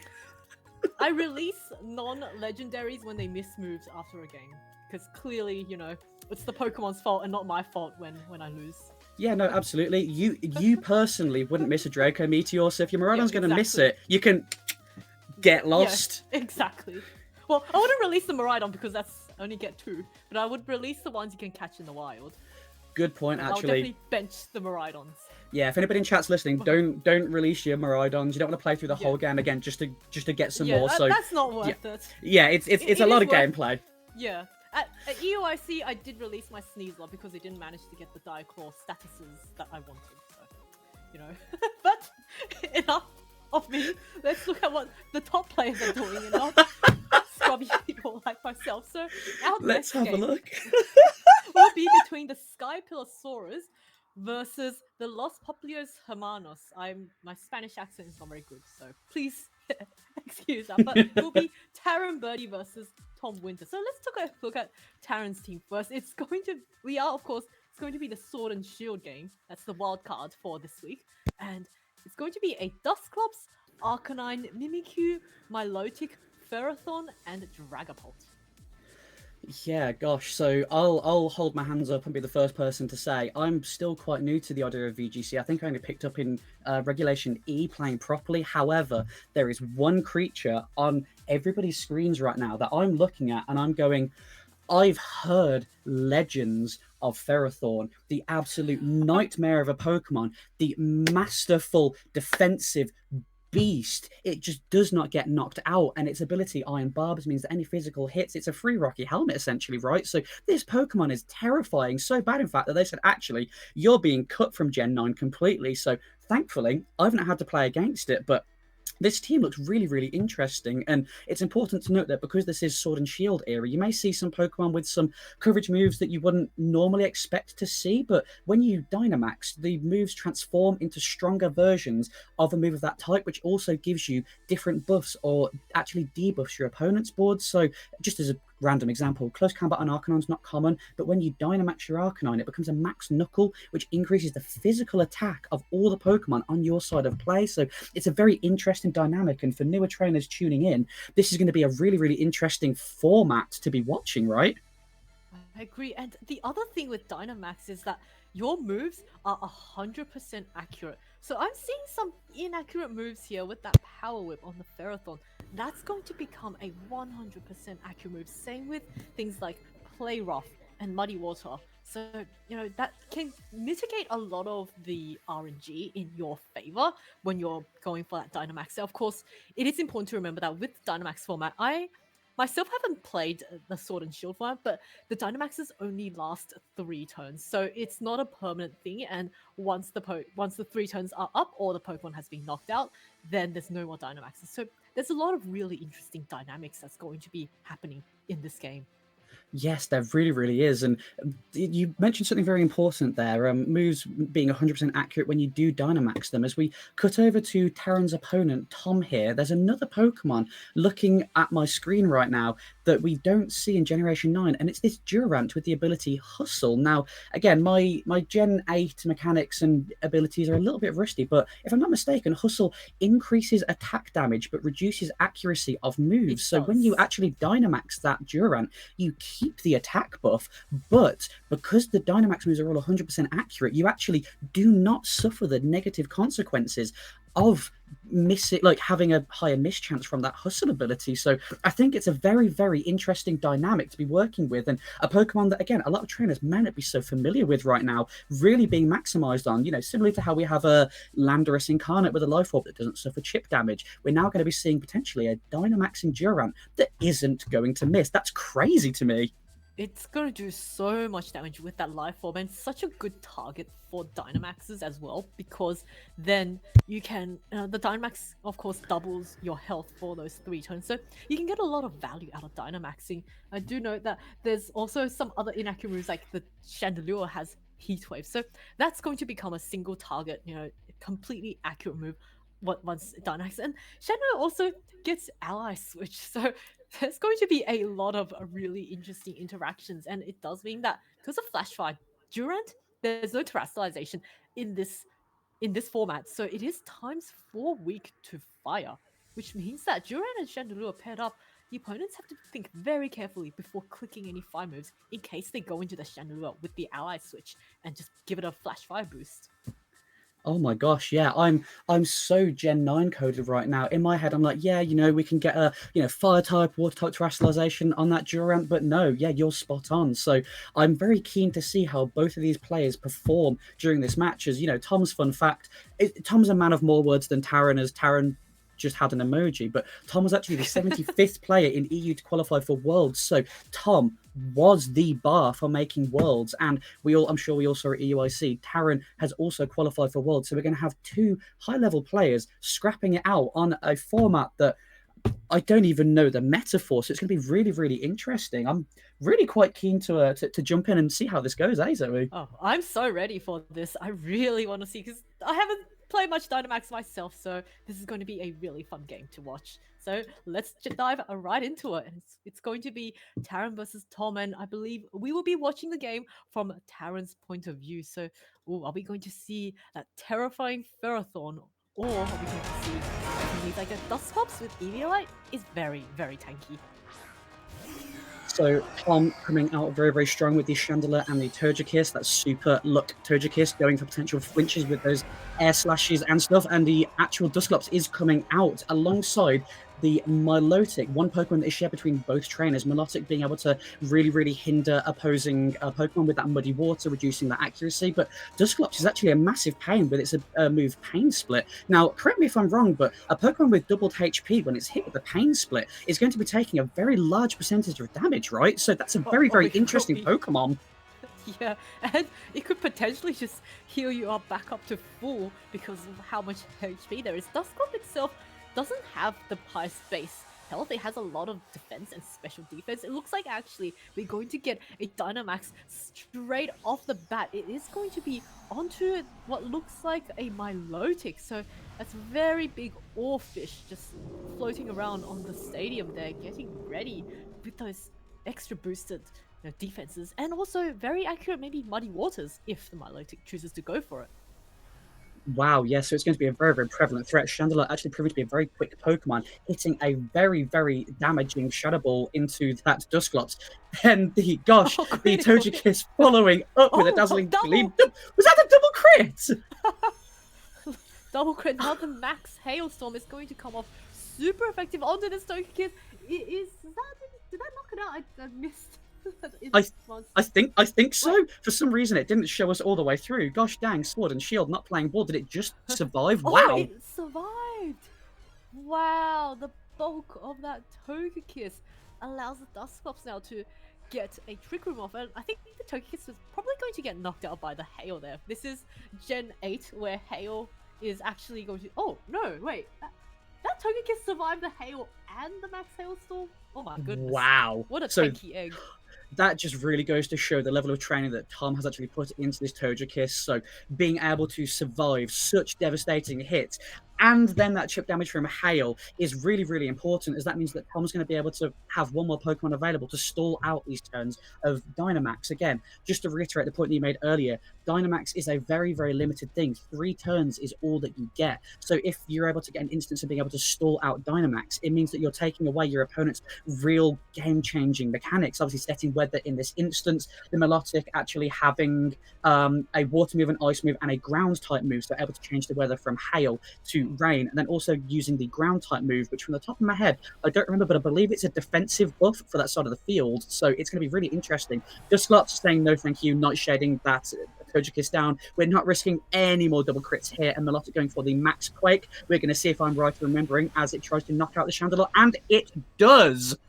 Yes, Chandelure, a very frail Pokemon. Maybe the fact that it's made out of glass to Lantern, and it looks like you are correct. That special defense buff is going to be applied to both the Dusclops and the Milotic, which means this Dusclops is going to be even tankier than normal. Now, the Hail is slowly chipping away at both the Dusclops and the Milotic, but now the Trick Room has been set up, Dusclops can start being very annoying by going for those pain splits.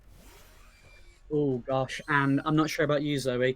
I'm eyeing up the perfect potential victim to be hit with that pain split. As we were discussing beforehand, Duran is a very, very common target for Dynamaxing due to the inherent buffs that you get. However, Tom has sent out two Pokemon which generally do have a high HP pool and have not been hurt yet by any moves or weather conditions. So this Dusclops locking in for a pain split is going to be one of the first Pokemon to move. We don't know how fast the Conkeldurr has been trained quite yet, but if this pain split goes off, this Dusclops is just going to become an absolute pain in Tom's behind.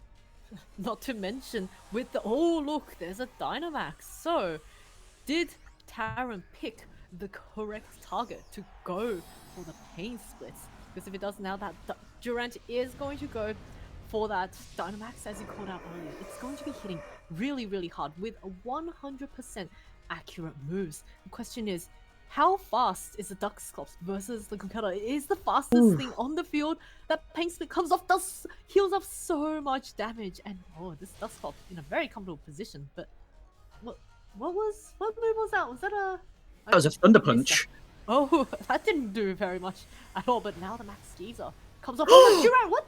What? Oh my goodness, that is a lot of damage. Wow. So Taran's Milotic saying, I really don't want to deal with this ridiculous amount of damage Durant can bring out, going for a boosted Muddy Water, turning it into a Max Geyser, absolutely removing that poor Durant from the field, leaving Conkeldurr on its own. Yes, it's absolutely propped its Flame Orb, so the Guts boost is now going to be in play.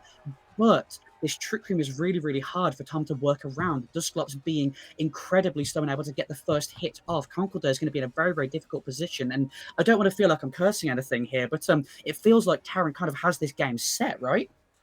Yeah, Taran hasn't even revealed his final two Pokemon. These are just the leads, and it's so commanding. Milotic just put in so much work there. I was actually quite surprised to see it knock out the Durant through the Dynamax. This Durant has had double the amount of HP, and it still couldn't survive an attack from Milotic. I think we're so used to Regulation G Milotics being more of an anti-Incineroar lead that you kind of forget it can actually be used defensively, and looks like Tom recognizes that and is going to forfeit this game. I mean, I'm lost for words as, again, somebody who doesn't know this format, seeing one Dynamax Pokemon, one hit knockout the other just like that.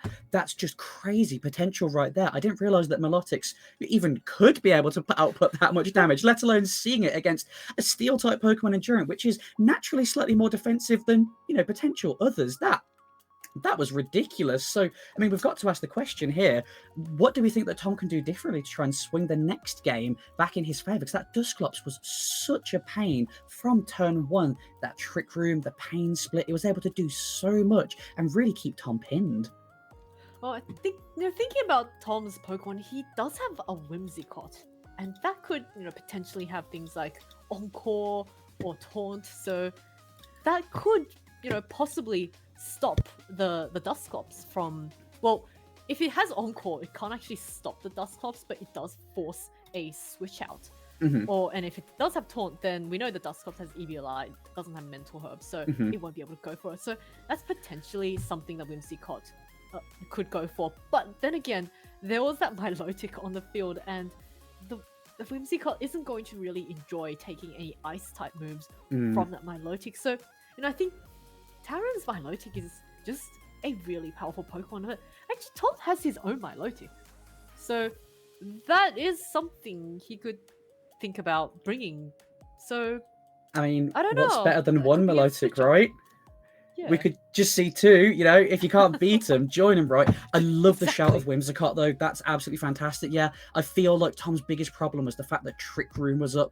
Tom does have a generally faster team than what Taran is kind of presenting. Yes, there is like the Dragapult, which is naturally fast, but the rest of the Pokemon, I'm assuming they're kind of built to work around that Trick Room theme that Taran's got going on. So yeah, that is a bang-on shout. If you can get a Taunt off onto that Dusclops, that's really going to hinder Taran's game plan and hopefully be able to spin things perfectly in favour of Tom there. Yeah, well, I'm ready to see. Oh, I'm ready. Adaptations. I want to see whether or not Tom can bring his own Milotic, maybe his little cheeky Whimsicott there, go for some Taunts, some Encores. Let's see now how Tom Let's have a to look. adapt to this game too. So, Taran, I think, just played that game so beautifully in that game 1, but now we are in game 2 and our trainers are getting ready to send out their Pokemon. So it looks like Tom is going to swap out with the Whimsicott and the Chandelure. So has Taran made an adaptation, or has he just decided, what if it ain't broke, no need to try and fix it, just leave it the way it is? And looks like Taran has led with the exact same Pokemon. Yeah, so we're kind of seeing what we thought that Tom would end up wanting to adapt to, which is really, really good, because Taran's now going to be in a somewhat threatened position. Because remember, trainers, this format was actually closed team sheet, so these trainers don't know all of the moves and items and stuff on the opposing team's Pokemon. That's a really, really important thing to remember when you're watching this match. So Taran doesn't actually know that Tom's Whimsicott has Taunt, though we do, as we've run through, the team previews and stuff all together to kind of introduce what's going on. Taran isn't aware of exactly what's on here. It's why you'll see abilities as well, like Frisk, which tells you essentially what your opponent's Pokemon are holding, information on it. So we are going to see that Milotic going back into Dynamax. Perfectly said, Zoe. If it ain't broke, don't fix it. Milotic going in, try and maximize some damage, but Whimsicott's going for a fake Tears, actually. What did that hit? Fake Tears. That went into Dusclops, so special defense is going to drop sharply. And is that going to be enough to allow the Chandelure to follow up with a knockout? Oh, it is not enough! It hangs on with 1 HP. This oh my gosh! Allows the Milotic to get a super effective max Hailstorm off onto this Whimsicott, and I believe that was enough to take the knockout. So Hail has been set up. What a turn for Taran. That Dusclops surviving a -2 at -2 special defense because the Shadow Ball. Chandelure is one of the hardest hitting special attackers, and actually just gets knocked out by the Hailstorm, but it's done its job at this point. Oh my gosh, we were speaking to the level of training that Tom's Togekiss had last game, but that Dusclops being able to hang on with an invisible focus sash. We need to team check this man and make sure that he's not got 2 items on his Pokemon, because the odds of that happening are so incredibly low. But it's really, really important to note that Taran's Dusclops did actually go down to the Hail, which means that not only has he been able to set Trick Room with that Dusclops, but Taran's now been able to get a free switch into a Pokemon that may well be able to deal a lot more damage under Trick Room in this Mimikyu, which is quite an offensive set, running Play Rough, Shadow Sneak, and then Phantom Force. So a lot of very heavy stab moves coming out from this Mimikyu. So I feel like Taran has worked really, really well to train his Pokemon and position everything so accordingly that he's been able to position his board perfectly without actually taking extra turns to lose anything, and critically, not wasting any Dynamax. Really that knockout worked out really well for Taran there, just getting a free switch into his Mimikyu. But it looks like now Tom thinking, you know what? I got my own Milotic. It is time for my Milotic to stare down your Milotic. And we're going to see now 2 Dynamax Milotics just staring off against each other. Do you think they just compare how long each? Like, oh my! Like, oh, I'm taller than you, or I'm longer than you are. I'm the superior Milotic. Oh, ally switch. Oh, so we're seeing a move which isn't the most commonly seen in our current standard VGC regulations. That ally switch is going to be so key, as Mimikyu's clicked a move which is going to be that Phantom Force into a slot that we don't know what. Now the Max Quake is coming out, which is actually going to hit the Milotic slot. So we know that Taran was trying to remove that Chandelure from the board because it is such a devastating Pokemon to be trying to work against. So Tom, using that ally switch perfectly, absolutely maximizing on just the moves and abilities in play, and really importantly as well, going for Phantom Force into the Mimikyu slot means that A, Mimikyu's disguise is not broken, but then B, the move actually missed from Tom's Max Quake, meaning that he doesn't actually get a stat buff throughout these next turns from that move, even though it missed. So a very, very smart use of Phantom Force from Taran during that turn. Yeah, Phantom Force, a really strong offensive attack, but in that turn, it was more defensive. And, earlier we were saying nothing can miss on the Dynamax, or actually, if you go for things like Dive or Dig or Phantom Force where you're not actually on the field, then yes, a Dynamax move can miss. So this is one of the rare situations where a move did miss and just wasted a Dynamax turn from Tom's side. And wow, this is being played so expertly. So the Phantom Force now coming in, hitting into the Milotic, leaving Mimikyu suspect to potential attacks. And ooh, an unexpected move being in that Max Giza hitting into the Chandelier, ensuring that knockout, because I would be sick if somebody ally switched me once. So Taran is making sure that that is not going to be happening again, taking a massive knockout onto the Chandelier, leaving the Melodic on its own to hit this next move into whatever Tom's choice of Pokemon is. Yeah, looks like Milotic on Tom's side goes for that Max Quake onto the Mimikyu. It's going to break the disguise. More importantly, it will give it a special defense buff, but only to itself because there is no teammate. Now, Mimikyu's disguise has been broken, but we've still got, I believe, 2 turns of Trick Room left. So I there's think still, so, yeah. yeah, plenty of chances for Taran to get those attacks off, and he still has 1 unrevealed Pokemon in the back. Whereas now, Tom is down to his final 2 Pokemon. Of course, he has finally stored out all the Dynamax turns on Taran's side, so there's no more threat of these really powerful attacks coming off from Taran's Milotic. Yeah, so it's now quite an interesting position because Tom is still going to have to try and wait out this Trick Room, but he can't afford to actually stall it out completely because you don't want to waste your turns of Dynamax. You have to capitalize it, and looking at how devastating that Milotic's damage output is, maybe going for these Max Quakes and trying to take out these Pokemon whilst buffing yourself is going to be really beneficial. So Tojic is going in for a big helping hand as the Milotic, trying to deal absolutely devastating amounts of damage. Mimikyu hitting a Plarif into a Togekiss. We didn't call it out, so it did not miss, and we got a critical hit, dealing at 50 to 60% damage. Wow, that's a lot. Milotic saying, I don't want this Togekiss helping you out anymore. Ice Beam should hopefully finish it off, but we've got a big attack from Tom's Milotic coming out now. Yes, that Togekiss timed it perfectly with that helping hand, just making sure it gets 1 move off before going down. Now this helping hand boosted Max Quake is going to come off from Tom's Milotic. That doesn't even come close to knocking out Taran's Milotic. It does give itself a +2 special defense, but of course, now Tom's Milotic has also run out of its Dynamax turns, and you know, it may have a +2 to its special defense, but it's still going to be susceptible to getting hit by this very offensive Mimikyu, which hits on the physical side, so it's not really going to, care about this defense boost. And Mimikyu now opting to go for a powerful Phantom Force, just dodging and turns this turn, but it will be hitting very hard, and looks like Taran fishing for a freeze there. Yeah, it's one of the only things that you can end up doing. You need to try and lock that Pokemon down. So going for Muddy Water, trying to reduce the accuracy of all of Taran's Pokemon. You need to try and win this game any way possible. And accuracy is accuracy. Getting the drop on that Milotic, but then getting the boost to the special attack with that competitive ability being revealed is very, very crucial for Taran right there. More damage, less hits. Are we going to do it? Nobody knows, but Mimikyu is going to be swinging in and dealing some damage shortly. Yes, now the Muddy Water coming off to very nicely. That Mimikyu, because it's slow, it actually dodges 2 turns of it. Milotic does manage to hang on. We're going to no defense drop, but the Ice Beam is going to connect. So Milotic fighting through those accuracy drops doesn't do that much, and the Life Orb actually dealing a lot more damage back to it, and the Phantom Force enough for this Mimikyu to knock it out. And oh wait, no, the Milotic hung on with 1 HP.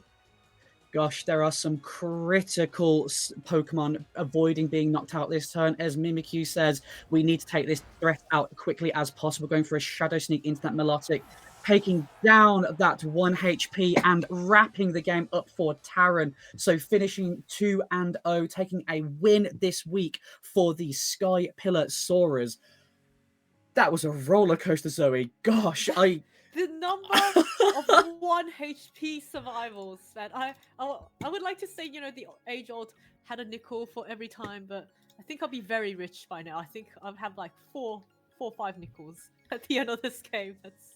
That is going to be a nice ice cream for you in this horrible, horrible heat, which is more than you should get when Pokemon shouldn't be surviving dangerous hits on 1 HP. So, my gosh, yeah, well played to both trainers. That was a crazy series of games in, again, a format that a lot of Pokemon trainers nowadays aren't familiar with. So kudos to both. Kudos to, in fact, everybody we've had on stream so far. In fact, it's been, I don't think there's been a game when I've not been sweating, not because of the heat, but because of what's been happening on stream. Not sure about you then, Zoe.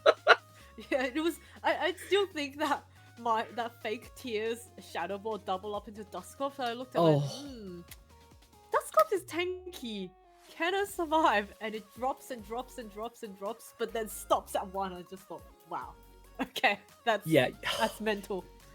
like Arceus couldn't write it, Smeagol couldn't draw it. Does art imitate life, or does life imitate art? I do not know. But all I do know is I now have immense both respect and fear when I see a Dusclops on board, because if that thing's surviving -2 Shadow Balls, I don't know what else it's really going to be taking. So yeah, that was a crazy, crazy set again. Well played, both trainers on that one.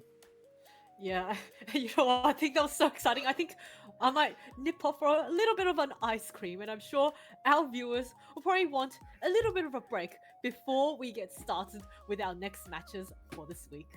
You know what? That sounds like a fantastic idea, Zoe. So you know what? Thank you for joining me today, and thank you for Kieran earlier as well, who was also casting with yourself. Yeah, stick about. There'll be a small break, and we'll be back for another 3 fantastic games of UKITT Week 4. Stay tuned, trainers.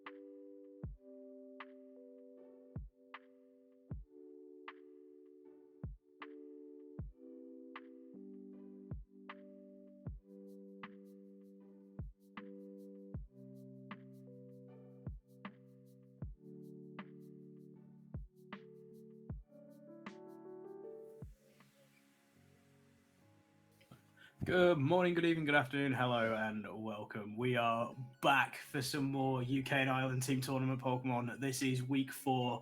We have a second suite of games lined up for you, ready to crack on with the rest of the evening. How are you doing, Zeke? I'm doing very well, thank you. We've had 3 pretty interesting games. Hopefully, we'll have 3 more. Seeing some of the things like Necrozma Dawnwings making an appearance, which I think is the first one for UKITT this season, and then obviously finishing it off with a Sword Shield with the Dynamax, which unfortunately we're not going to see in any of our games as they are all in Scarlet Violet. But it's definitely sort of brings a different flavour to the games, I think. Yeah, we've definitely seen some interesting Pokemon and things cracking on with this. I think looking at some of the games we've got coming up for you, there are going to be some more interesting Pokemon and very exciting games coming up. Running down a couple of the things we've got in store, we have 2 Regulation I games, and then we have a little wild card of a Regulation E. So we're kicking it back a little bit, but not quite as far as the other games. Yeah, it's still going to be things that people are familiar with and some mechanics that aren't going to catch maybe some of the newer players out. Like, I personally never played VGC in Sword Shield, so Dynamax is kind of foreign to me. But it ignores those super powerful restrictors running around in Regulation I, so anybody that doesn't like those, you should enjoy Regulation E a bit more. Hi, I like Reggie. So we'll save ourselves for Reggie, and we will crack on with the team previews for Regulation I and our first game coming up. We are having Combust Andy taking on Blue Breath for a series Regulation I game. Andy's team looking at first, we have a Koraidon, a Calyrex Shadow, a Weezing Galarian form, a Chi-Yu, a Dondozo, and a Tatsugiri. Calls himself the better of the Fair Brothers. We shall surely see after this game which one may be proving himself. He's representing the post-week pancakes. Yeah, I think that means we're going to have to get his brother on stream next week, maybe, to see whether that's actually true or not. But yeah, interesting team. That neutralizing gas from the Weezing, I'm sure everyone's very familiar with just how annoying that can be. Turns off all abilities unless you're named Calyrex for some reason, which is kind of infuriating. But of course, that ability shield there on the Koraidon means that Sun will be going up regardless of whether the Weezing's in play. And then obviously the Dondozo and Tatsugiri in the back. I don't know, what's the Mechazord called in Power Rangers? Essentially doing that, but in Pokemon form. Just applying pressure. Yeah, it's definitely an interesting team. It's one of these teams that's always, whenever you play into it, causes problems because you prepare for plans and sequences against standard style teams, and then Dozo turns up with Weezing, and all of your game plan falls to pieces, and you've got to sort of work out what you're doing on the fly, ready to go, and it all definitely lead to an interesting matchup. Looking at the moves, I think the main thing here for me that is quite interesting is the Koraidon is carrying the Dragon Claw rather than the usual scale shots, breaking swipes, if it carries dragon coverage at all, as opposed to that flame charge to boost its speed. Yeah. I think with the Calyrex Shadow, obviously the fastest restricted Pokemon, and with the Scarf on the Chi-Yu, maybe not too bothered about having a Koraidon that outspeeds literally everything, which it kind of does after that Flame Charge. So can then kind of run a damaging option. Koraidon is kind of devoid of Dragon Stab in terms of good moves. I've even seen some running Outrage, which I would never do. Because it's just, how do I lose a game? Yes, confusion. It's fine. If you've taken out 3 Pokemon on your way out, it's worth it. Yeah, I've run Breaking Swipe on a Koraidon. I've not run Dragon Claw, but there's quite a lot of Fairy Terrors going around. Fairy's probably the best defensive Terror right now, so it kind of plays around just getting immuned on one of those. Does a little more damage to the other mon if you call that Terrestrialization before time, or if you kind of are already facing it down. But yeah, it's a pretty standard Dondozo. The focus out on the Tatsugiri because it's pretty frail. I mean, it is sushi. What's to be expected? And then obviously, but its special attack stat is a lot higher than people think. So sometimes you'll get rid of the Dozo and you're like, right, cool, we're done, and then it Dracos something and you've lost them on.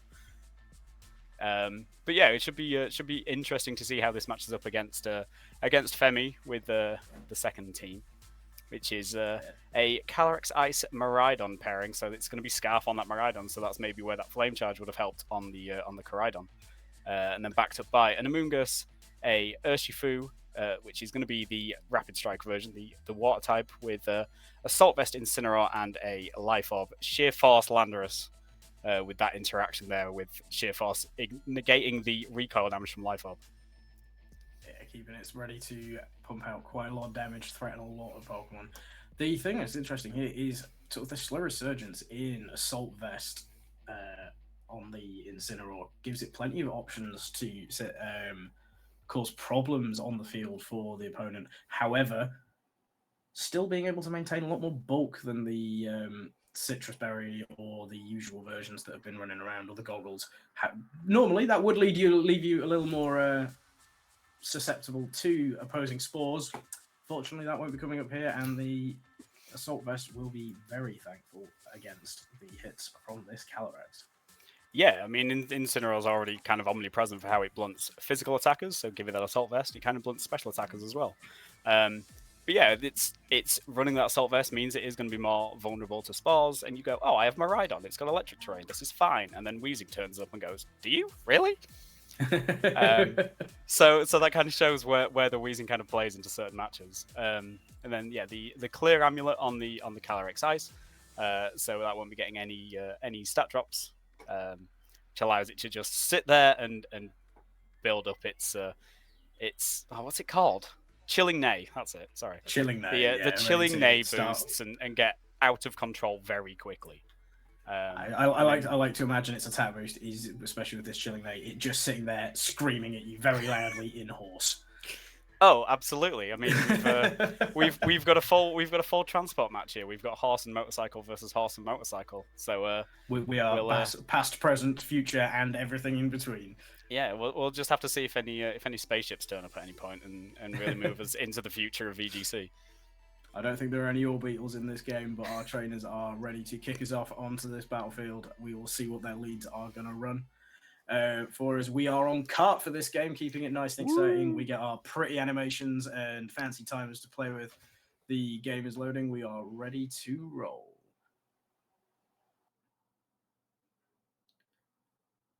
Grandma cheering in the background there as our players hit the battlefield. Femi dropping, leading both restricted for Femi, and then we have Koraidon and Weezing hitting the field for Andy.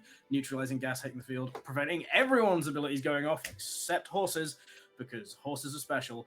And then Koraidon's Sun will now fire up, meaning that ability shield has done its job. Yeah, we already see straight away we're going to have a little bit of, are you going to Terra? Are you not? A little bit of that complete, have a guess, see how it works. Everybody here does have Protect, so we may just see a slower turn, but obviously there's the fire damage in the Sun from Koraidon. Calyrex isn't going to be a fan of that, but does have that Terra Fire. And then obviously there's Dragon damage available on both the Miraidon and the Koraidon to kind of threaten each other, unless those Terastallizations come out. So be interesting to see what our players decide to do, whether they're going to commit that Terra turn 1 or try and play a little more defensively and save it for later. Yeah, it leaves a lot of options to be called for. And Dragonclaw here is actually really interesting for the Miraidon, because you are offering that threat that most Miraidons aren't too scared of. However, speaking of these Terastallization threats, the Crystal Ball is going into the sky. Koraidon is going to be the first one to put on its hat, and it puts on a hat of chandeliers ready for that Terrafire. Automatically kind of scared of that Glacial Lance, which would be a problem. A lot of Miraidons do carry Dazzling Gleam, this one does not, so that wasn't the 4 times weakness to Fairy coming out, but we're also seeing the Terastallization from Calyrex Ice taking on that Fire type, makes it immune to the burn condition, and means it's going to be able to take a Flare Blitz quite nicely if that's what's coming out from Koraidon here. Weezing keeping itself safe here with a Protect as a pair of Chandeliers are on the battlefield. Volt Switch does bounce off that Protect, meaning that Miraidon is going to be vulnerable to an attack coming through. Speaking of, we see this Dragonclaw going in, it connects with Miraidon, does not manage to pick up the KO. Miraidon far bulkier than expected here. Living in the red though, Glacial Lance coming through, putting a little bit of damage into this Terra Fire, more than I expected it to do. Meanwhile, Weezing keeping itself nice and healthy. yeah, Koraidon not having the best bulk, so even a resisted Glacial Lance taking around about 30% of its health. So it's going to start looking a little more vulnerable. We did see the Miraidon move first that turn. So I wonder if this is a speed tie that we're going to be playing, or if the Miraidon is simply faster. I believe it's Scarf, isn't it, though? Yes, this Miraidon is Choice Scarf, so it is definitely faster, yes. Speaking of So being faster, does manage to Volt Switch. Switch out this time off the Weezing to bring in that Amoonguss. Let's see if this is red, though, as the Flare Blitz is going to come in. Is that the Amoonguss? It is. That's that is going straight to be to -1 Mon. This Amoonguss has very quickly become. That is an ex-mushroom. I was going to say a mushroom. I was going to say a mushroom dish, but I do not know anything about cooking, so it is now not a mushroom. Taunt comes in, hitting the Calyrex, preventing its ability to use any status moves. Is there any Trick Room that was going to come up? But there is not. Glacial Lance is going to come out, connecting with both these Pokemon, finishing off the Koraidon after the recoil damage it had taken, and putting a healthy amount of damage into Weezing, though that cloud of gas is able to stick around once more. Yeah, Weezing's still going to be applying that pressure if the Miraidon chooses to come back. Still not going to have any electric terrain to kind of play with. But that Calyrex now with a Chilling Neigh boost is going to start doing some slightly obscene damage.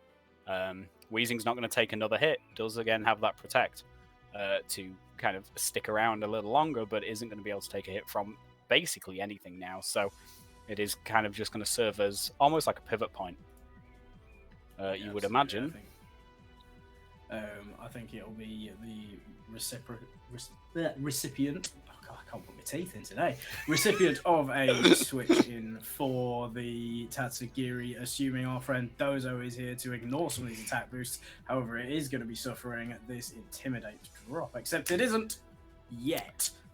Yeah, the neutralizing gas stopping that Intimidate coming in and hitting the Dondozo, but if Weezing does choose to swap out here for possibly that Tatsugiri, which we have seen is in the back, that Intimidate is going to go off instantaneously and mean that Dondozo is only +1, not +2, even in its Mechazord form.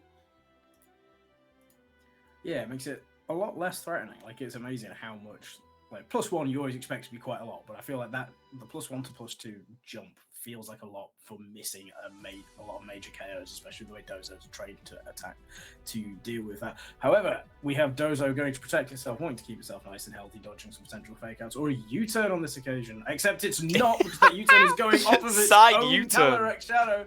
And the crit! All for good measure. Getting Incineroar back out of the battlefield, which now has me wondering, what is this Weezing going to be going for? I'm going to make a guess that it's a bit of poison gas, and it is the poison gas. Starting to put a clock on both of these Pokemon on Femi's side. Yeah, this clock's extremely... Miraidon's clock is notably shorter. Yeah, but it's extremely dangerous on Calyrex. This Miraidon is not long for this world, which is kind of going to leave the Calyrex stuck in, as there's only going to be 2 Mons left for Femi.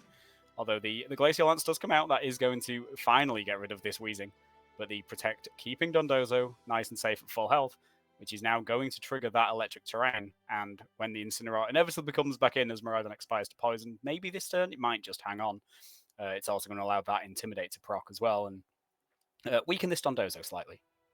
Does it manage to live? Unfortunately, it is not able to live through the poison there. I think if this Miraidon was able to stay alive, it would have been able to put massive damage, even into a +2 special defense from a Dondozo, and it would have been able to start the recycling window of Volt Switch, Fake Out, Intimidate, Parting Shot, Parting Shot, U-turn, and just create the cycle that, yes, you're on the poison clock, yes, things are ticking down slowly, but the Dondozo would not be able to hit you very well at all. What's quite interesting to see here also is we've got double shiny squad coming here from the Tatsugiri Dondozo, looking like a pair of ghosts on the battlefield, which is very... Oh, well, everyone knows a shiny Dondozo won't allow a non-shiny Tatsugiri to take command. The Dondozo tries to get in the Tatsugiri, and that's entirely a different problem. Speaking of get eaten by a Tatsugiri, it slurps up its best friend, grabs control of the whiskers, and starts to drive its mecha pilot. So this is just +1. Yeah, if that Miraidon had managed to hang on, you'd be threatening some huge electric damage. Terrestrialization has already gone for Andy, so there would be no way to kind of get around those super effective hits, and you would get an additional Intimidate to drop this Dondozo back to neutral attack. As it is, it's at +1. It threatens an Earthquake, which both mons are weak to, but obviously you do have that fake out pressure this turn. But it's going to take a while to get rid of this thing. Yes, this is going to be it's very, very fat. Which one takes a while, especially knowing this is the body press set. So I think that's the defense boosting Tatsugiri. Staring down 2 physical attackers means it is going to be sat there, and it's going to take a while, but it's going to be nice and bulky, ready to pump out plenty of damage. It's going to be pressing Earthquake here, hitting both Pokemon on the opposing side for super effective, but only at +1. That is still a respectable amount of damage. I did expect a little less. Knockoff coming on there from the Incineroar, removing the leftovers for Dondozo, meaning it is going to struggle to stick around a little longer, and Trick Room going up. Meaning that now Fast Fish, that was slow, is now slow again? Yeah, Tatsugiri may have needed to bring some sort of brakes with it in order to kind of help this Dondozo, instead of just being all speed all the time. But I mean, bearing in mind that high horsepower that went into the Dondozo, that was a +2 Calyrex, and it basically did about 15%. So this is the it's not so where much in you can threat. Be as shouty and as loud and neighing as much as you like, as powerful. You can get yourself to +6. If he's ignorant of the situation, this fish don't matter. Yeah, if he had 2 brain cells to rub together, he would be dangerous. Ooh, But a crit comes in, that's putting quite into useful. damage. Gets through those defense boosts. Flare Blitz coming in, using the extra bit of damage, perhaps fishing for the burn, but the recoil is potentially going to cause problems. As Earthquake comes out for Dondozo once more, the Tatsugiri dodges the attack, being in its friend's mouth. Earthquake comes in. Incineroar manages to live on a sliver, but Calyrex, unfortunately, is going to shatter its crown chandelier and return that to its trainer. I think Incineroar probably isn't trained for that. It's just a happy coincidence, but I'm not entirely sure it's going to help, because even if by some miracle it manages to get rid of this Dondozo this turn, the Tatsugiri is kind of going to be a problem. Yeah, Tatsugiri could always be a problem. However, Andy taking the safe play here to protect, start burning down these Trick Room turns, just on the off chance that we are able to burn through the health of the Dondozo and potentially end up in a situation where Tatsugiri is sharing down. That is a crit. If the crit comes through, it could cause some issues. However, we are going to Earthquake once more, and we are going to finally return Incineroar back to Femi, giving Andy game 1. Maybe one more crit, and that could have gone slightly differently, but as it is, Andy takes game 1, so Femi's going to need to find an adjustment to get around all the difficulties, let's say, with Femi's team, with the Wheezing and then the Dondozo in the back as well. It's going to be interesting to see if he can find a way out with these with the 6 months. If the Miraidon gets one shot in on the Dozo, though, that's going to be really problematic for it hanging around. But it's just getting in that position where it can do that. A lot of positioning. However, if any team can do that, I think Femi's is certainly one of them, with that U-turn on the Incineroar offering that potential, and with Amoonguss being able to redirect and make things nice and safe, assuming it doesn't catch a Flare Blitz in the sun this time, which is always quite fun. What kind of adaptations are you expecting from Femi for this game? It really wouldn't surprise me if we see the Landorus. It's got the immunity to that Earthquake that sort of is Dondozo's main way to deal damage. Also has the Taunt, which allows it to get around some of the things that Wheezing likes to do. And of course, Earth Power. Wheezing's not going to enjoy taking one of those. I'm pretty sure it doesn't live one. But yeah, I don't think Femi's 4 was necessarily a bad decision, but he just needs to make sure that this time Amoonguss is a fun guy and not just disappearing. Absolutely. So we will see, as our players are ready to hit the battlefield once more with their leads, what adaptations Femi is going to make to deal with the problems and questions that Andy's team presents. The trainer cards clash, and we are ready to reveal our leads. Coming down for Femi, we see the adaptation that we spoke about. Landorus has come to the battlefield here. Miraidon alongside it, whereas for Andy, sticking with what has worked, we've got Wheezing putting down its neutralizing gas, the ability shield protecting Koraidon's Oracle Impulse, setting up the sun. Yeah, so Landorus losing that sheer force with the neutralizing gas means that Sludge Bomb can now poison things, so that's cool. And the Life Orb is going to start doing some recoil damage. But yeah, Sun going up from Koraidon, no electric terrain from Miraidon once again. But we know this Miraidon is faster, so the Koraidon is automatically threatened by maybe a stray Draco Meteor. Could be a stray Draco Meteor, absolutely, or just some Volt Switches getting things set up for everyone on the battlefield and putting some more positioning in. Wheezing is in a weird position right now because it's putting in a lot of work. It's keeping Landorus both in and out of check. But it's feeling threatened by it. It's kind of encouraging Landorus to sort itself out and become a target. Speaking of, we are going to see Terra Fire coming out once again for Koraidon, shedding its typing in favor of its preferred one. Putting that Chandelier on its head, preparing to go for an attack. We protect on the Wheezing. Wheezing keeping itself nice and safe and healthy, keeping that gas flooding the battlefield. Miraidon going for the Volt Switch, this time safely being able to jump out of the battle, jumping off of Koraidon. Koraidon taking healthy damage from that as well. Well, that's without electric terrain, which scares me. Amoonguss coming back in. Is he going to eat another Flare Blitz? Flare Blitz is going to come out. Probably. We are going to see it. It's going into Lando. Oh, it's Lando this time. But it does still get a one-shot. But it still Landorus explodes. Not being able to Koraidon just does a lot of damage. Terrafire, In the Sun, Flare Blitz. There's not a huge amount of things that are going to take an unresisted hit from there. So that's the Wheezing check dealt with. So it's kind of going to be able to sit around for a while now. Although Amoonguss does get to be a fun guy for a turn or two here. The neutralizing gas turning off that electric terrain turns the Spore on for Amoonguss. Yeah, it does mean that those options are available for the sleep and the redirects. And now Koraidon has a problem. It really wants to threaten the Amoonguss, but is terrified of Miraidon now being faster than it. Yeah, it's a little bit of a pin here to the Miraidon, where to the Koraidon, sorry, where it's looking at the mushroom going, yeah, I could deal with this, and then the motorcycle is just leaning over its shoulder like, are you sure? But the Amoonguss, it can just put something to sleep, which then what's it going to do? Because electric terrain, or it can leave, but electric terrain doesn't wake you up if you're already asleep. No, it does not. Calyrex is going to come in its place, however, re-enabling the fact that I am a horse and I'm better than you and I have two abilities and they still work. Electro Drift getting locked in onto this Choice Scarf, coming in and putting plenty of damage, finishing off Koraidon, reducing it to 0, shattering its Chandelier and returning back to Andy. Words are not happening here. Wheezing is now free to do what it's going to be doing. Taunting, it was taunting the mushroom, however, catching the Calyrex is still not a bad idea. It's a pretty good catch. Yeah, the Electro Drift lock from the Miraidon kind of covered the Koraidon running away as well. As we do see, Dondozo and Tatsugiri are in the back once again. So we're going to be looking to do the same thing. But again, that Terastallization's already gone. Koraidon, being a little bit of a Terra Hog, is making this Dondozo a little bit vulnerable here to the Miraidon. Yeah, whether the Wheezing can help. I'm not entirely sure.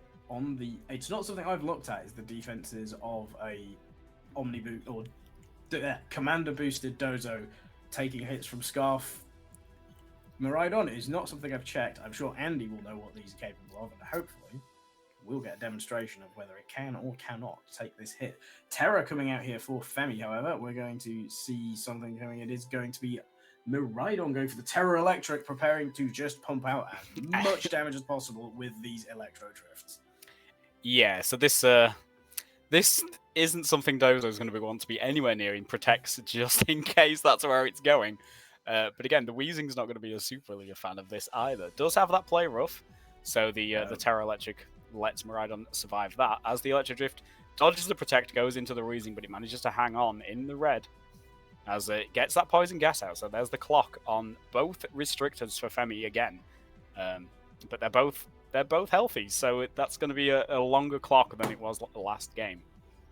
Yeah, it's definitely a long clock indeed, and if that clock is going to be long enough for Femi to be able to clutch out the remaining victory, Glacial Lance coming in, finishing off the HP on Wheezing, finally putting its smokestacks back in their Pokeballs. Yeah, so there goes the Wheezing, but this is going to invite in the Tatsugiri without taking any damage, which means Commander Boost of Dondozo. But we also get the Electric Terrain, and this Terra Electric locked into Electro Drift Miraidon. Essentially staring at a big fish going, ooh, supper.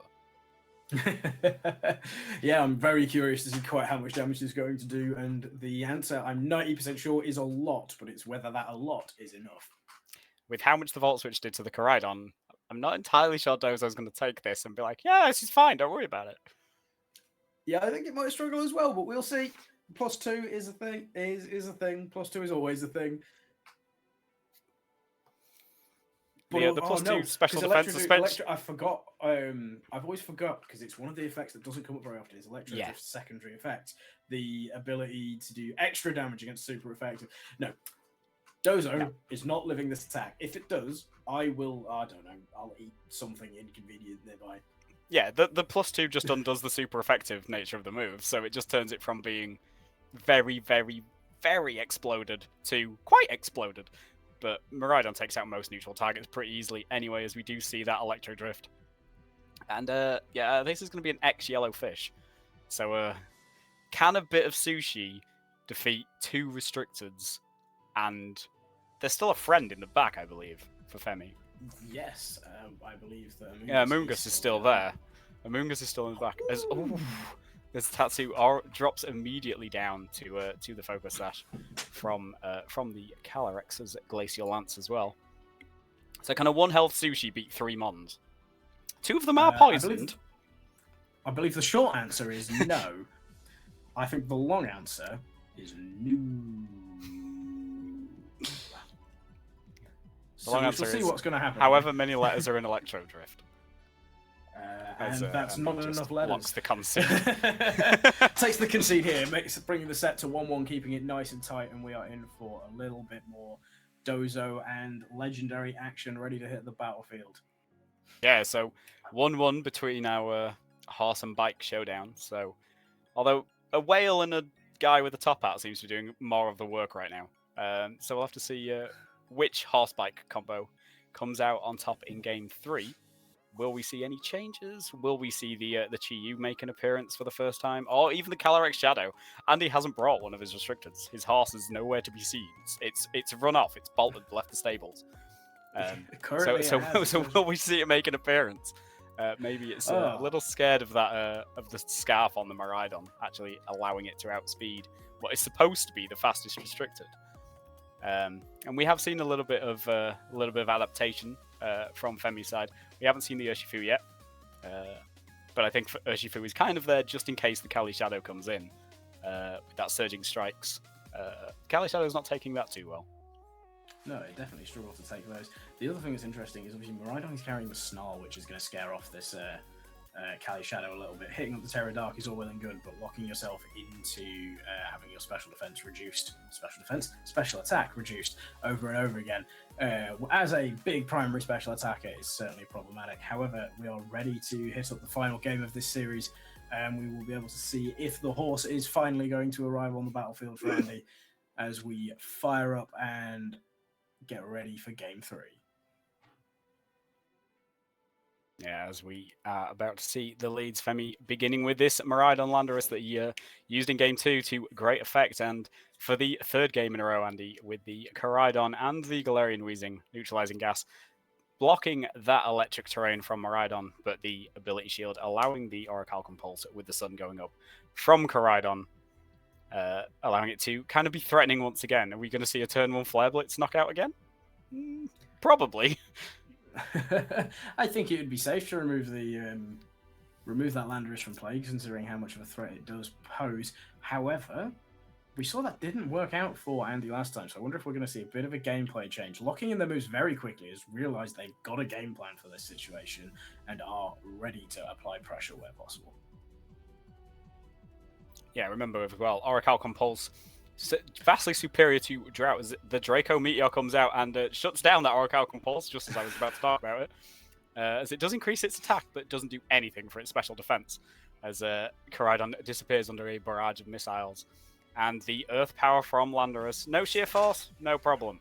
Down goes the Wheezing as well. So that is all of the abilities back on, and Andy already down to just 2 Pokemon. So, is the horse here, or are we back to a whale at the time? It looks like it's going to be a whale at a time for the pair of us. However, that was a very aggressive turn from Femi for turn 1. Brave to go for, and has paid off. yeah, it's like if you're taking down the Koraidon, you have the speed advantage. You may as well click it. The worst that happens is they protect and it just blunts your move, but they're not doing anything to your mons, and there's nothing stopping you just clicking it again next turn. The only risk in there really was the Draco Meteor missing, because I'm not entirely sure a Terra Fire Koraidon lives that either. But it might do. But it's not going to live it well. Without the it wouldn't live it comfortably, but it probably would live given the lack of electric terrain and the Hadron engine up and rolling. However, the preservation of this Terra for that Terra Grass onto the fish isn't going to do that much for it, unfortunately, given the poison moves potential, the electric moves swapping back over to Draco Meteor, because unaware, while it is able to prevent taking any extra damage from those boosted moves, does unfortunately also ignore any stat drops from your opponent's side as well. Yeah, as you correctly predicted, it is a plus defense Tatsugiri as the order up comes out into the Amoonguss, which switched in for Miraidon. Doesn't do a huge amount of damage, but manages to dodge around the Landorus protecting, so just kind of a wasted turn there from the Land Genie, which does now have its Sheer Force back online. But yeah, this Terra Grass on Dondozo, super useful for kind of blunting Miraidon, but it gets a little pinned by the Landorus with that Sludge Bomb, so it's a difficult decision to make as the Rage Powder comes out from Amoonguss, doesn't want to take an Order Up or a Body Press into Lando, as Amoonguss happily takes that, and a little bit of chip back from the Rocky Helmet. And yeah, there's the Sludge Bomb kind of predicting that Terra Grass, which also, if the electric terrain wasn't around, would turn the Spore off. So a little bit of damage, but that Sheer Force meaning no poison chance. So it's just a case of, can you get rid of this Dozo before it actually puts holes in your team?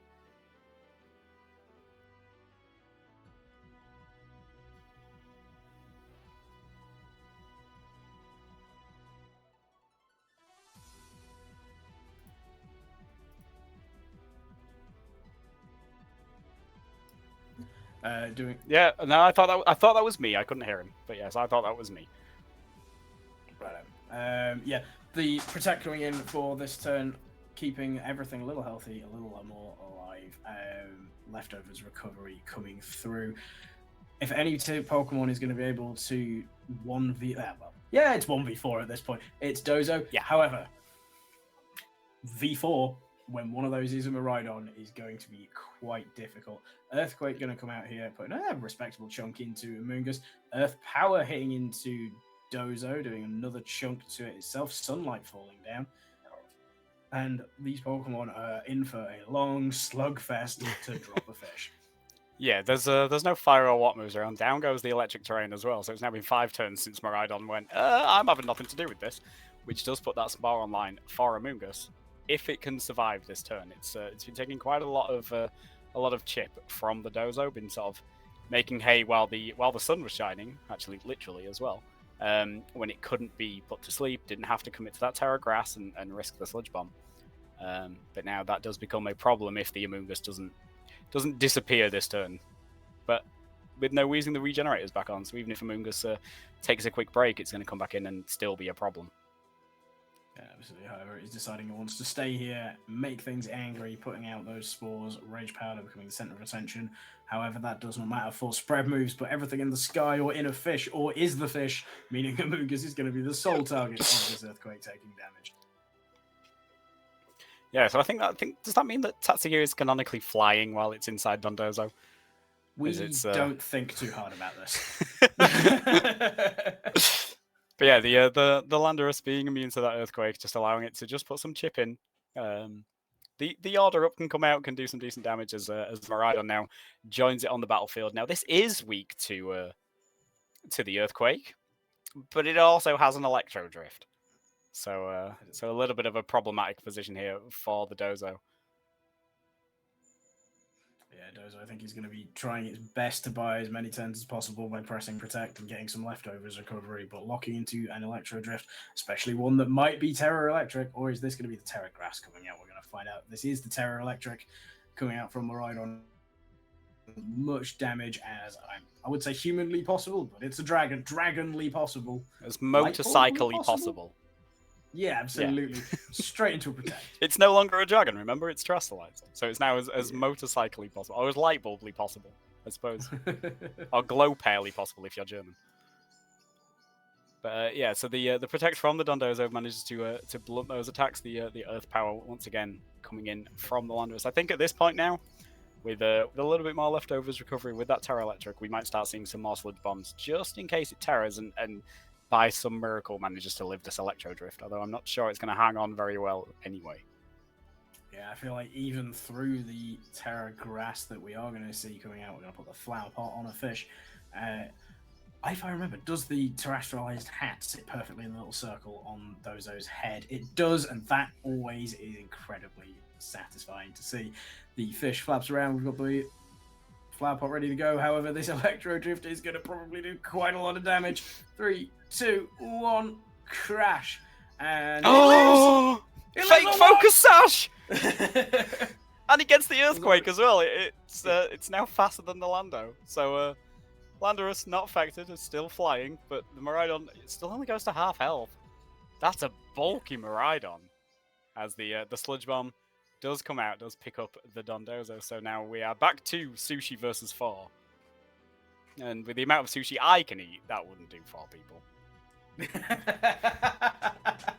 As Andy is just going to lock in that concede. Doesn't want to put his Tatsugiri under any undue pressure and try and win this out. So Femi is going to take the win despite dropping game 1. Made some good adjustments, start bringing in that Landorus, helped to blunt the Dondozo, and just kind of apply additional pressure to the Wheezing, which was kind of the problem piece in game 1. So a good win there for Femi. Yeah, Femi making the really good adaptations to handle the pressure that Andy's team was able to put out. One thing I do want to shout out from Andy's team is I saw those nicknames, and anyone who remembers the old Weeble Stuff animations will have caught the references flying there. Congratulations to the Zero Gate Zoroarks taking the win in this game. I believe we are ready to move on to talking about our game 2. We have a second regulation I-game lined up for us. For our players, we have Teslobo Daniel from the Lavender City Tumbleweeds taking on Dom. I don't know how to pronounce that. Representing the Silicobra Kai. I'm going to have a go. We'll just call him... stand. Yeah, I was just going to go Q, but sure. we can try it. Why not? It's from the Silicobra Kai, which I do think is the best team name. So he gets that, even if we can't pronounce the name on the team sheet. So yeah, so first up we've got down running a Terrapagos and Ho-Oh team, so a bird and a turtle. We'll have to see which other parts of the zoo that have been unleashed. So it's going to be a Terra Grass Clear Amulet, Sacred Fire, Brave Bird, Ho-Oh with the Regenerator.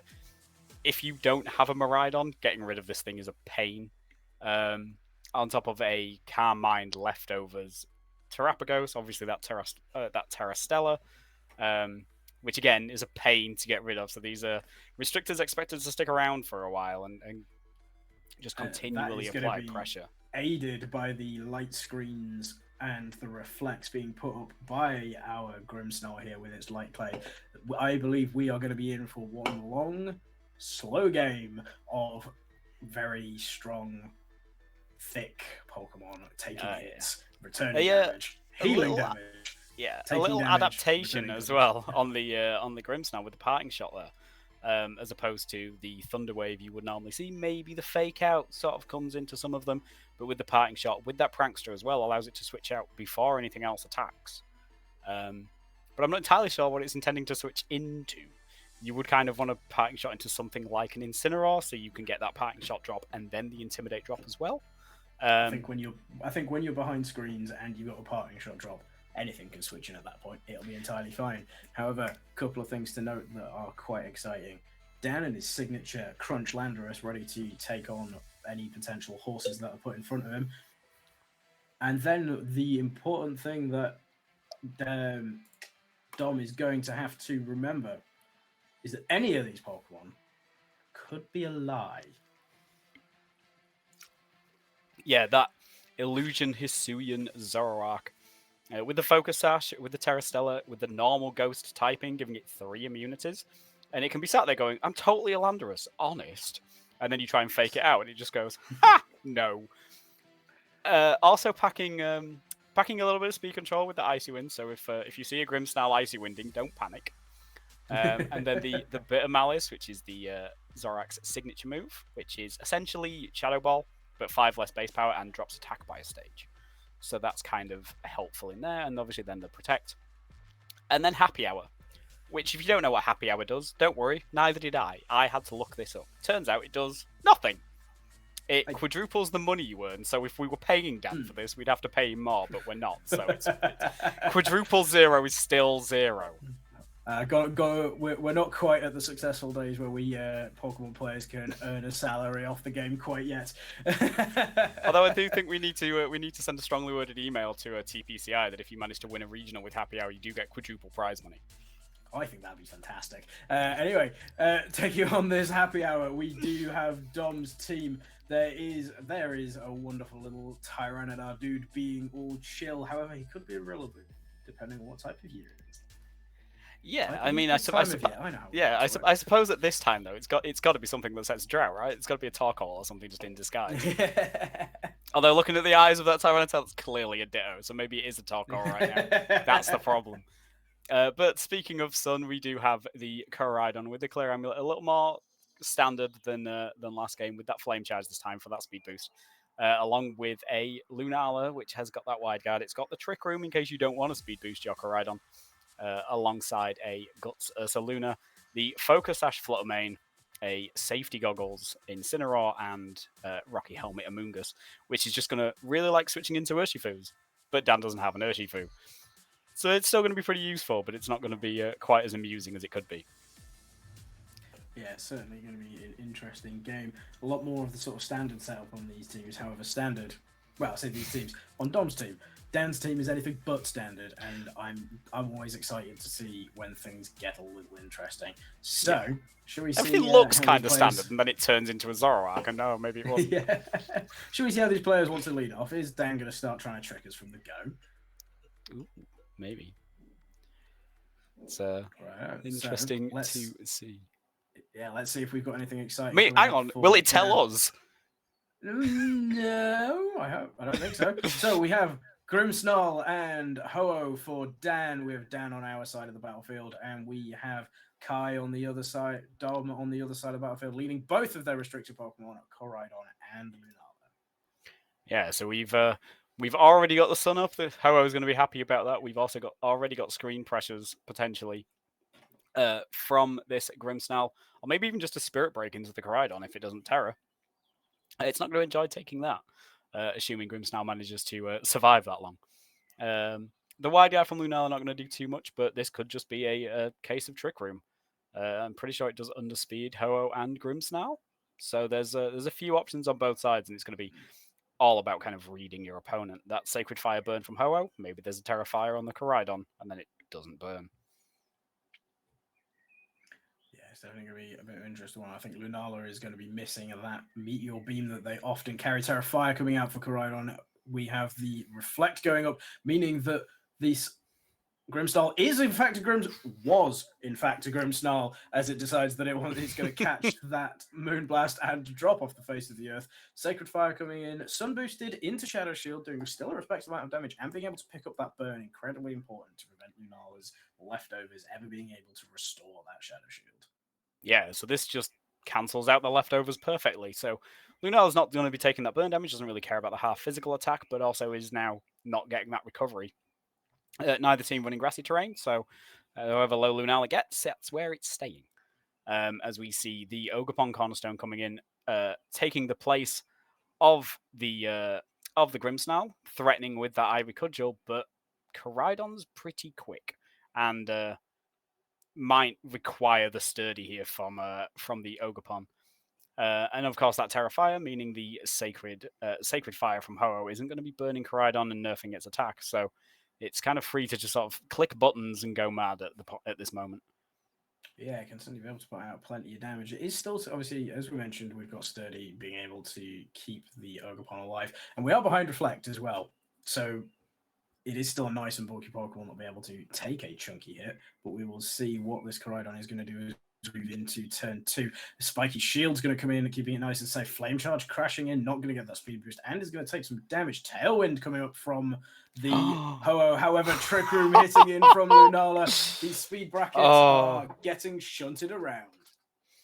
Yeah, so all of Dan's Mons now moving at double speed, which means they're moving at double slow. They're essentially running in treacle at this point. So that's going to allow Koraidon and Lunala to move before. The little bit of chip there from the Spiky Shield, keeping the sturdy intact on Ogerpon and allowing it to take a little bit off the Koraidon, but it's not that much damage. Koraidon's relatively frail anyway, so a lot of things, that 12% is not going to make a huge difference to whether it hangs onto it or not. The main thing they're just keeping that sturdy intact. But, well, both of Dom's Mons now are going to move before both of Dan's with this Trick Room and Tailwind both up. Absolutely. However, one of them is going to leave the battlefield. Ursaluna replacing the Lunala. Moon Bear does get critical hit and burned. Flame Orb is not going to be required. We've seen a Terror Rock coming out for the Ogerpon here and boshing with that Ivy Cudgel over the head of the dragon. The dragon is dropping. Yeah, that is an ex-Koraidon. The burn there on the Ursaluna. Pretty good, I suppose, apart from Ursaluna's like, well, I was going to do it myself, but sure, why not? So, just kind of allowing it to skip some turns, get around that Flame Orb, which was going to trigger at the end of the turn anyway. The main thing here is it's now very low and is kind of vulnerable a little bit to that Spiky Shield. So I think Ogerpon's probably pretty safe here from getting attacked by the Ursaluna, but does need to look out for the Lunala still. Gets that defense boost from being the Terror Rock, but Lunala is a special attacker. Not too fussed about that. Yeah, it's happy to sit there and take some hits. We will see going into this next game which Pokemon is going to be able to take those hits. Both of them burned on Dom's side of the battlefield. Double Protect coming out for Dan, being prepared to take that down. Facade crashing into one of those protects, and Spiky Shield is going to catch that Moongeist Beam, burning down these turns of Trick Room. And I guess burning down your own turns of Tailwind, trying to get yourself back into something that looks like a normal semblance of a speed structure. Yeah, normal speed tiers would be quite nice. I mean, this Ursaluna is still going to be the slowest thing around, which, of course, under Trick Room means it's the fastest thing around, and is still going to be quite threatening to both. That Spiky Shield there, used on the Ogerpon to nullify the Moongeist Beam, means it's not likely to come out again. I mean, there is always the 33% chance that it does fire a second time. But I think that puts the Ho-Oh kind of at a bit of risk. But maybe Zorak's hiding in the back and is just going to nullify a Facade. Yeah, it's a lot of times things. However, Facade goes in and even through Reflect does loads of damage to the Ho-Oh. Ho-Oh falling down. The Ogerpon able to take a hit fairly comfortably and then retaliate with a big hit of the Ivy Cudgel in its rock form and returns the Lunala back to Dom as well. So we are down to the final two Pokemon for each player. Dan being left with what I believe is Terrapagos under this text, and we have it is indeed a turtle. And Ogerpon staring down at this probably one burn turn left in it there and a fresh Angry Cat. Yeah, 6.25% return from the burn damage, so Ursaluna is either not long for this world or only has one additional turn. But yeah, still a little girl in a mask managing to take out both restricteds this game, and is very threatening to that Incineroar as well. And of course, with a full health, with a Terra Shell intact Terrapagos. I think this might be more or less locked up. There's this one turn left of Trick Room, but Incineroar and Ursaluna are both quite slow mons, so not going to be doing too well once that expires at the end of this turn, as we do see a Protect and a Spiky Shield, so the chip going in there on the Incineroar and the Facade. Blocked on Terrapagos, which then ends the Trick Room, and then the Ivy Cudgel comes out from Ogerpon, picking up its third knockout of the game and handing game one there to Dan. In pretty good style, managed to survive through Dom's Trick Room very well, despite having the Tailwind as well, and just being running in treacle the whole time. But yeah, Ogerpon really putting in some work there. Dan managed to, with the bulk of his team and with Ogerpon's surprising damage output, we knew it's always capable of a lot, but it put through a lot during those turns. Dan managed to play through that speed disadvantage the entire time with the bulk using the reflect and the weather and just all of these extra little additional pieces to fight through the speed control. And a lot of players in that situation, if they are under tailwind in your opponent's trick room, can't fight through that. So that was very well played. It's hard to do. Even with double protect turns, you've got 4 turns to kind of survive. So even if you're double protecting whenever possible, you've still got 2 turns where you're just getting hit before you can retaliate, and you can lose monster that. We saw Ho-Oh drop from around 70% to a Facade through Reflect, which kind of shows how much damage that Ursaluna can put out, and it's always going to be the fastest thing in Trick Room. But yeah, I'm pretty sure the Ivy Cudgel into the Lunala was a crit. Might have mattered, might not have done. But Ogerpon was living another Moonblast because it had already taken 1 and was still above 50%.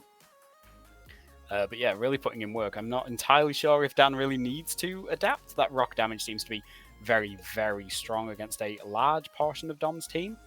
But maybe we'll see something like the Amoongus if he feels he can get that Trick Room up nice and easily.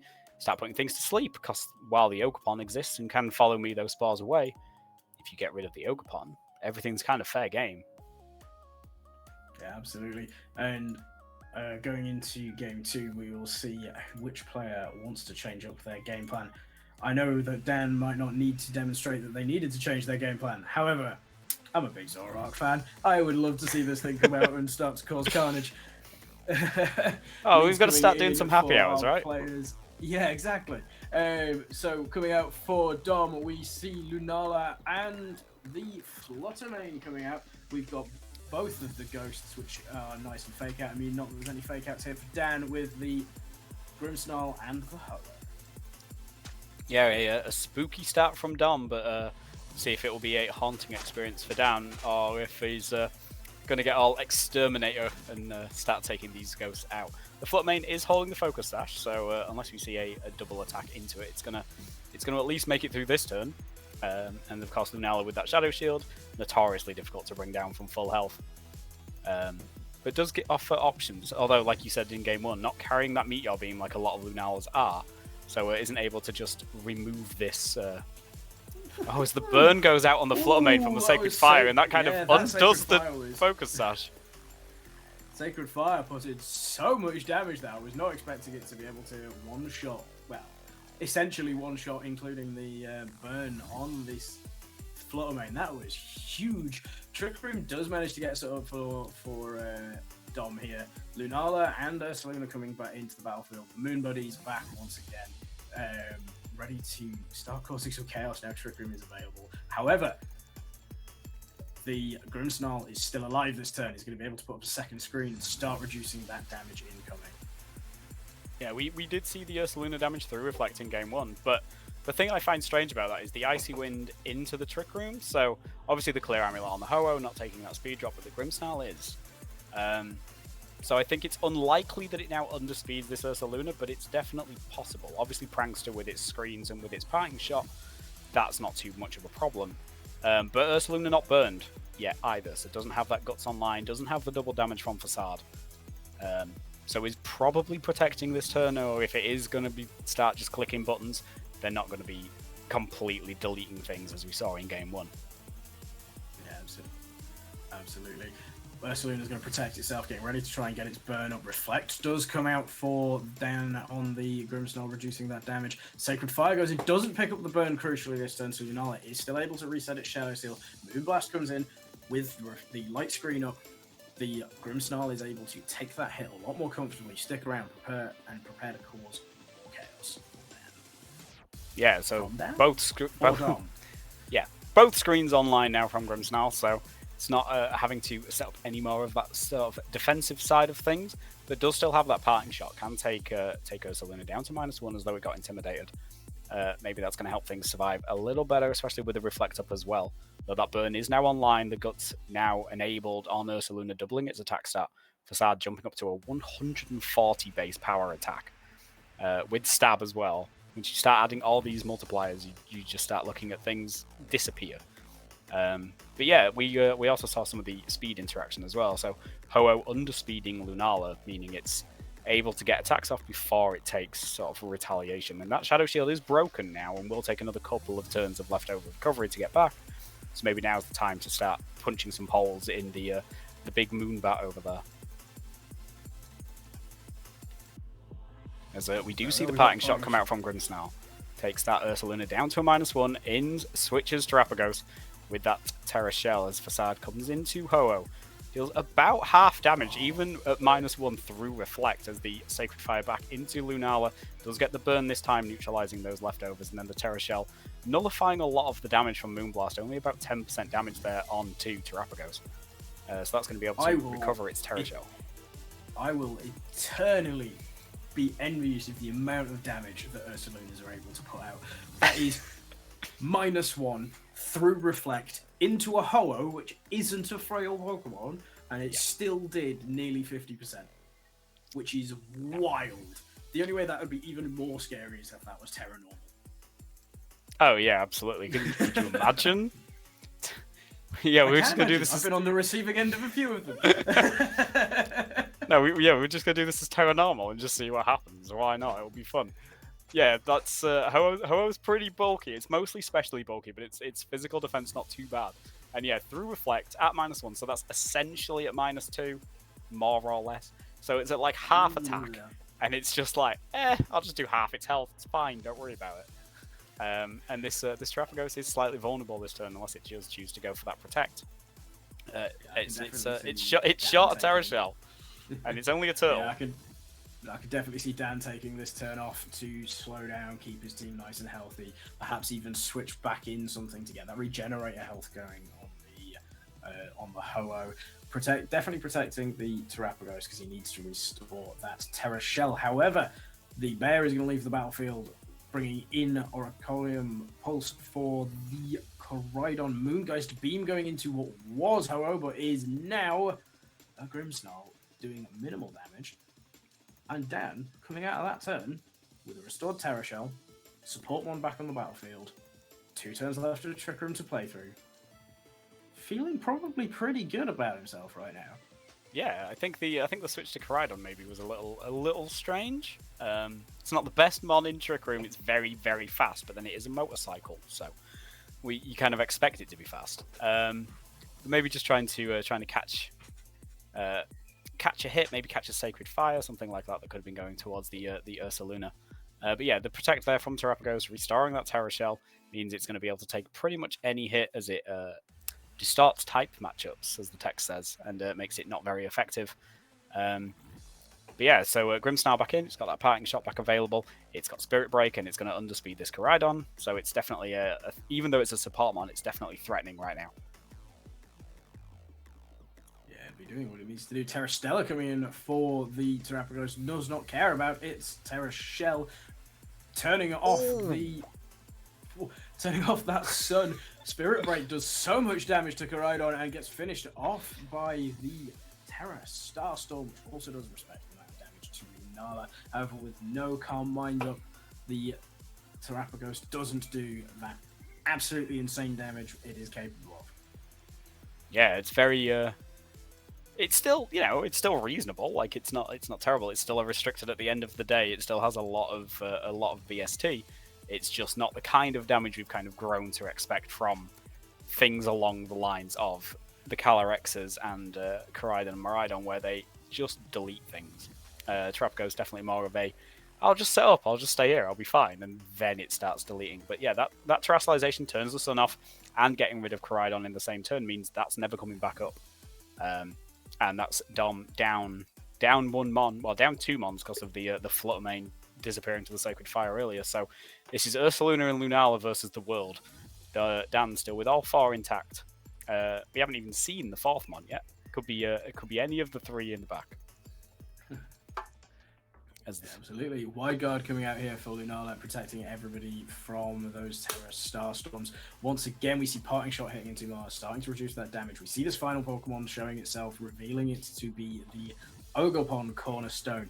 Burn damage ticking away. Facade hits into the Terrapagos proving that it's nice and bulky, especially with Lunala being, not Lunala, Ursaluna being a -1, the Reflect being up, and we're now going to start seeing the value in bulk. Yeah, so it took up about a third there, so it's just as normal without boosting its defense up. It's significantly bulkier than Ho-Oh, really. The -1 there on the Ursaluna, the Reflect as well, really allowing this Terrapagos to start setting some Calm Minds up, and that's just going to make this Lunala not really able to go anywhere. As we do see, Dan's 4th Mon is going to be the Ogerpon Cornerstone once again. Put in a lot of work game 1, so there's no reason it can't do the same thing here against these final 2 Mons. Though it is a little threatened by the Ursaluna with the ground type damage, where it's going to take some decent chunks. But Spiky Shield's a thing, so Ursaluna's not really going to want to attack into that. And we've seen Terrapagos can happily just sit and take some facades. It's probably 3 facades from dropping, so it's going to be pretty unthreatened here. Yeah, so the main thing is this wide guard is going to be the problem, preventing the damage coming through. However, with an Ivy Cudgel to the face, that bat falls out of the sky. Earth Power hits into Ursaluna. +1 doing respectable damage. Ursaluna's special defense isn't its speciality at the end of the day. Does go for the Terra Ghost. Not that matters too much here. Ivy Cudgel coming in the following turn, finishing it off, making this a 2-0 victory for Dan. The Ho-Oh Terrapagos happy hour combo coming through. Making it a very interesting game. However, Dan, you might get to hand out the unknown L plush. I didn't see that happy hour. Doesn't count. Yeah, we do know he likes to do that, but since he brought happy hour, he now has to buy everybody in the stream a drink. I think that's the rule, isn't it? I like that Pretty plan. sure. Rich, do you like that plan?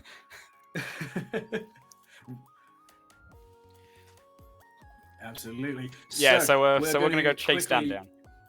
Yeah, we're gonna go collar Dan for that drink. We're gonna take a brief refreshment break, and we'll be back and we will be back very shortly for our final set, our regulation E game of Sam for the Paldea Palafins and the Jamie for the Glimwood Garchomps. We'll see you very shortly.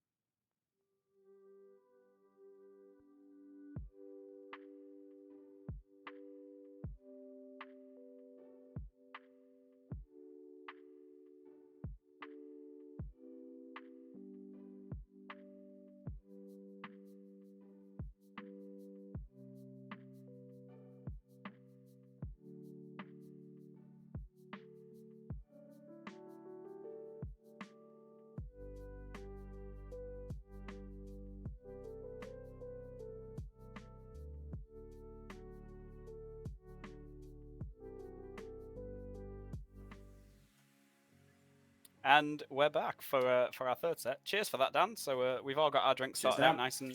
nice and happily, I hope. So so we're going to be jumping into our third and final stream game for us two, our sixth and final stream game of week 4 of UKITT.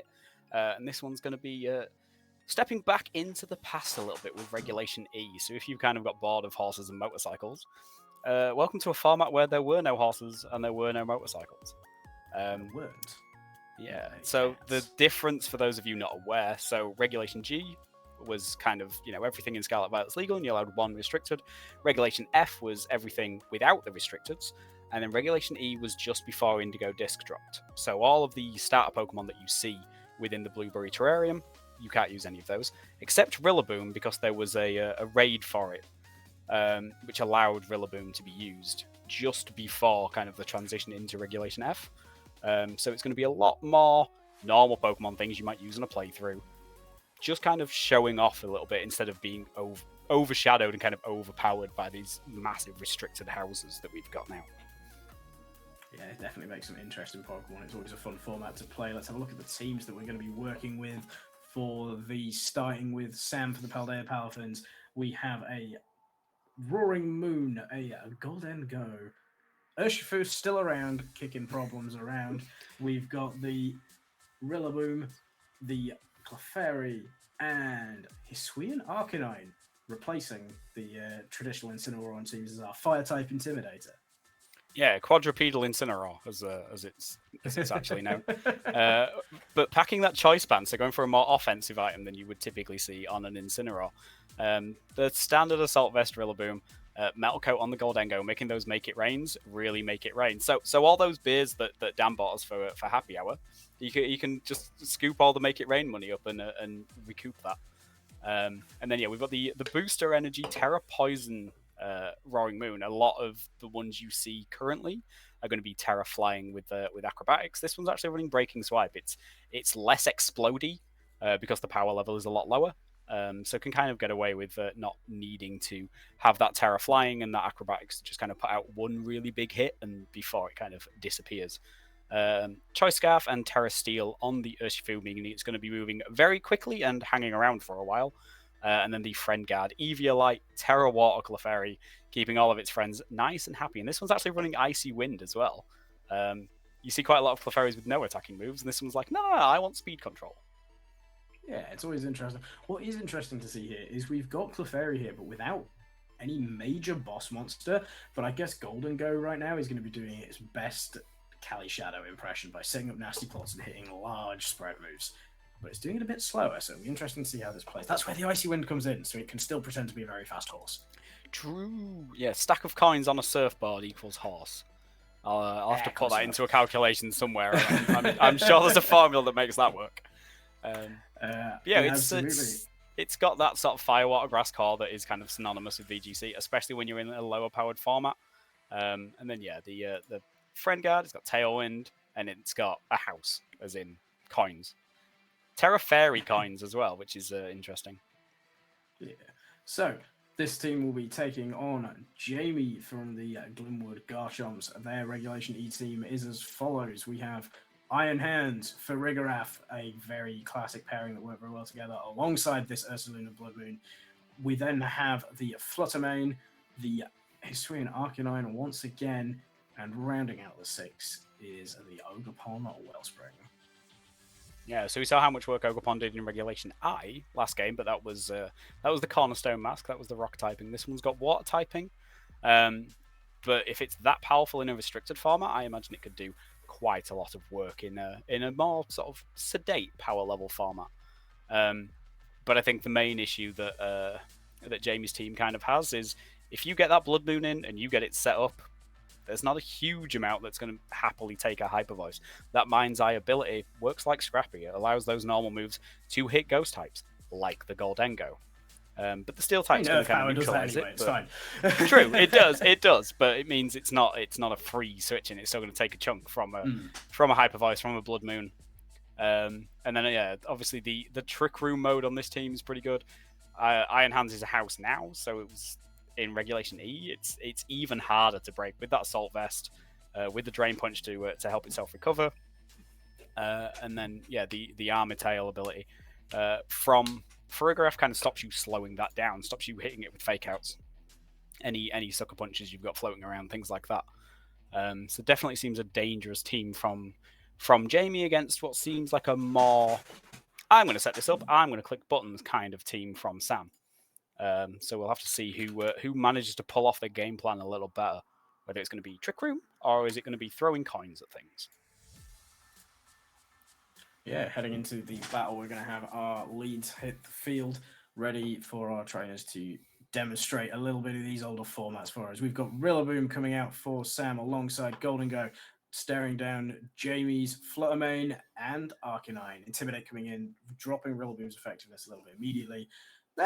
Golden Go not so much bothered by that, however, is threatened by these big fire and ghost attacks staring it down. Yeah, a very good lead here from Jamie. He's kind of read perfectly what Sam was going to come with, and he's kind of, hey, look, I've got a counter to both of them. There is that fake out pressure from Rillaboom, but you can't fake out the Fluttermane, and the Golden Go is always going to be threatened by that. So it's going to be interesting to see how this plays out. Obviously, the Rillaboom's under threat from the Arcanine, so it might just want to get out of there pretty quickly. But there's not a huge amount of things that are going to take a big hit from this Arcanine. And we're sat in a really interesting position where all 4 Pokemon are all scared of all 4 Pokemon on each side of the battlefield, and there is little coin flips about which way each player can play this turn. But heading into the turn, we're going to be able to see what decisions they're going to go for. Is Rillaboom going to go for that fake out? We have I was going to say Incineroar. It's not an Incineroar. It's an Arcanine leaving the battlefield. However, another one comes back in, intimidating the Iron Hands that has replaced it. Protect comes out for Fluttermane. Golden Go goes for the Protect. So instead of what I was predicting was going to be quite an aggressive and explosive turn one, we got very passive, slowing it down, getting things into the battlefield, staging up for the rest of the game. Yeah, and good to note there as well, with 2 Mons switching out and then 2 Mons trying to protect, Goldengo was the slower of those 2 Protect Mons. Its Protect actually failed, so it does have Protect available this turn without having that 33% chance. So it's kind of still safe from that Fluttermane. But again, we've got an Arcanine against Fake Out pressure, and how much damage can you do with a dog that's pretending to be a cat? Probably quite a lot. Because unless she's going to be flinching, this Arcanine is capable of doing immense amounts of damage to the opposing battlefield. The main thing to call out here is Golden Go going to stick around, or is it going to pop that Terror? And are we going to have a couple of bits of fake out games? Is Sam going to prove us correct as we go into the turn? We're going to be hitting the battlefield. We've seen the Arcanine is going to leave, bringing Clefairy back in. That Protect, as Zeke mentioned, is going to come back online. Shadow Ball is going to crack into it. Heavy Slam is going to crack into it, bouncing everything. Clefairy is coming into the battlefield for free. Yeah, trying to pin that Terrestrialization there on the Goldengo, but Protect neutralizing both attacks. That is the downside to trying to double into a Mon. You can just have your entire turn neutralized. Clefairy comes in, gets that Friend Guard up. Going to be able to keep the Goldengo safe. There are no spread moves on Jamie's side, so that Follow Me as well. Going to allow Goldengo to just kind of chill and not really be too bothered about anything. Well, other than the Icy Wind, but Goldengo with that good as gold ability can't take the speed drop anyway, and isn't going to take too much damage. So Goldengo in a pretty good position here, just kind of incidentally, without really trying anything, just by protecting for 2 turns. Clefairy is going to allow it to survive some things as the Iron Hands runs away, and in comes the Ogerpon. As Clefairy leaves as well and brings in Arcanine. That Intimidate on the Ogerpon, neutralizing it a little bit. Moonblast comes in, hits the Arcanine, but is resisted with that fire typing, and the Nasty Plot finally gets up from Goldengo, making it significantly more threatening now with doubling its special attack stat. Yeah, Golden Go here, after popping that Terra Fairy, prepared just in case it was going to catch another Shadow Ball, doubling its special attack, ready for these Make It Rains to hit like freight trains. Fluttermane was scared of those anyway. Fluttermane is now very scared of those Make It Rains. Even this Ogerpon, which does resist it and can get that special defense boost when it terrestrializes thanks to the Embody Aspect ability, is still going to be scared of this attack because this special attack stat from the Metal Coat boosted Make It Rains at +2 from Golden Go is a lot of damage. Yeah. And with Arcanine here as well, carrying that choice band, between a double in. Yes, they might be resisted. Ogerpon could still be going down this turn. Unlikely, Yeah. but it could. There is still a chance. Yeah, depending how this Ogerpon Arcanine's trained, the Arcanine's definitely threatened by the Cudgel, which is why it's going to run away and bring in Clefairy. Golden Go dodges the Icy Wind, so it's not going to take that little bit of chip. There's the Ivy Cudgel, but Clefairy happily takes it. And there's the Make It Rain. Fluttermane's going to disappear, and Ogerpon takes about half and drops Golden Go down to just a +1. Don't worry about it. As Arcanine comes in to replace that Fluttermane. Although the attack drop, neither Clefairy nor Goldengo particularly concerned about that. Yeah, this turn shows just a lot about the training of this Ogerpon, about how, yes, it's -1 and Clefairy is nice and bulky, but it handled that Ivy Cudgel wonderfully. It is still nice and healthy. The grassy terrain bringing both of these Pokemon back to full health. The Icy Wind Miss does cause problems could potentially cause problems relying on Golden Go now being faster than it was supposed to be. However, Arcanine back in, preparing to pump out some good damage with its Choice Band boosted moves. Yeah, I mean, Goldengo, as good as Gold ability, stops the speed drop, doesn't it? It's essentially a Covert Cloak. No, so it is good as Gold makes you immune to status moves. So you are to Encore, etc. It's not quite Covert Cloaks.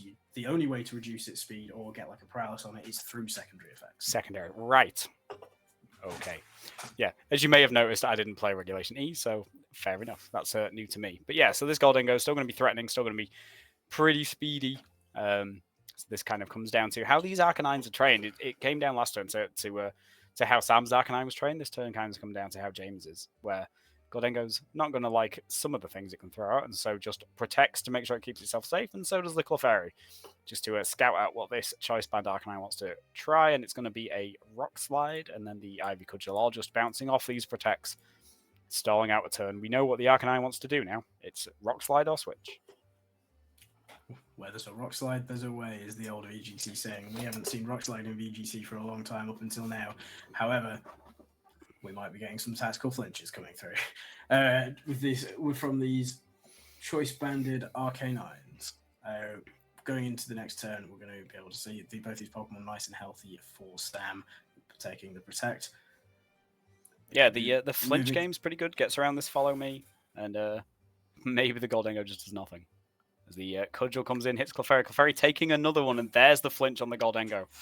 So no Make It Rain this turn, no Shadow Ball. Just a pile of coins, kind of. Yeah, definitely. Taking those hits, though it did take that Rock Slide fairly respectfully with the amount of damage that it did receive. So it's going to be able to have a few turns at getting some damage through. But Clefairy's got one hit left in it, and there isn't from Follow Me, but it's going to go down to this Rock Slide, assuming it connects, because Rock Slide always misses. 10% is 50%, as we all know. Oh, yes. It's not 100% accurate. It's not accurate. Absolutely. Though there is also opportunity here for Arcanine to switch back in and start reducing the attack stats again on Jamie's side of the battlefield, and we get this nice little switching game going on.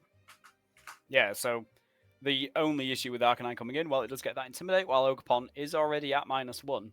So an Intimidate would put it to -2. Ivy Cudgel does have an increased crit rate, which gets through both of those attack drops. And, well, Arcanine definitely doesn't want to take a Water-type Ivy Cudgel as a Fire and Rock-type. I'm pretty sure it faints in a bath, so it's definitely not going to take an Ivy Cudgel. But we'll have to see what they decide here. Here comes the Rillaboom, so that's going to take an Ivy Cudgel nicely, and we know the Arcanine's locked into that Rock Slide as Goldengo protects. That's a lot of damage to Rillaboom as the Ivy Cudgel bounces off that Goldengo's Protect. But fake out pressure now on Sam's side. That grassy terrain up going to start helping that Goldengo heal, which kind of is the focal point of his game plan. And with the Clefairy very weakened, it's not going to be able to protect it for too much longer. So maybe it needs a little bit of health just to help it stick around some more. Yeah, I think Rillaboom coming in here as well, being able to put that fake out, gives Goldengo an opportunity to try and get another nasty plot up.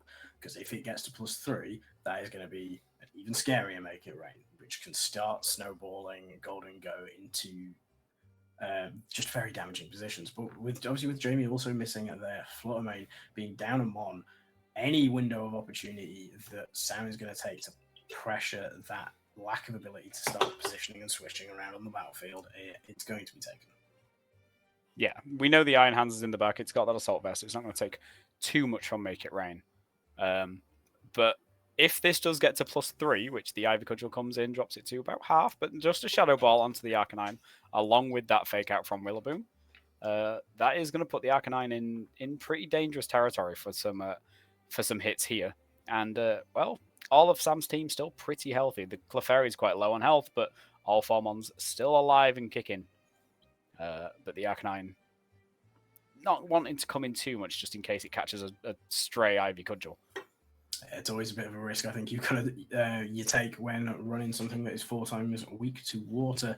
With that flinch on the Arcanine, damage coming in, it'll be hopefully falling down to whatever the next attack going into it is. Though it is a fairly bulky mon, so it can always live. Rilla been putting a lot of pressure onto both sides of the battlefield as well right now. Traditionally, Ogre-Pons are quite specially defensively bulky in this form, thanks to the ability. And when the ability when it terrestrializes, my bad. Yes.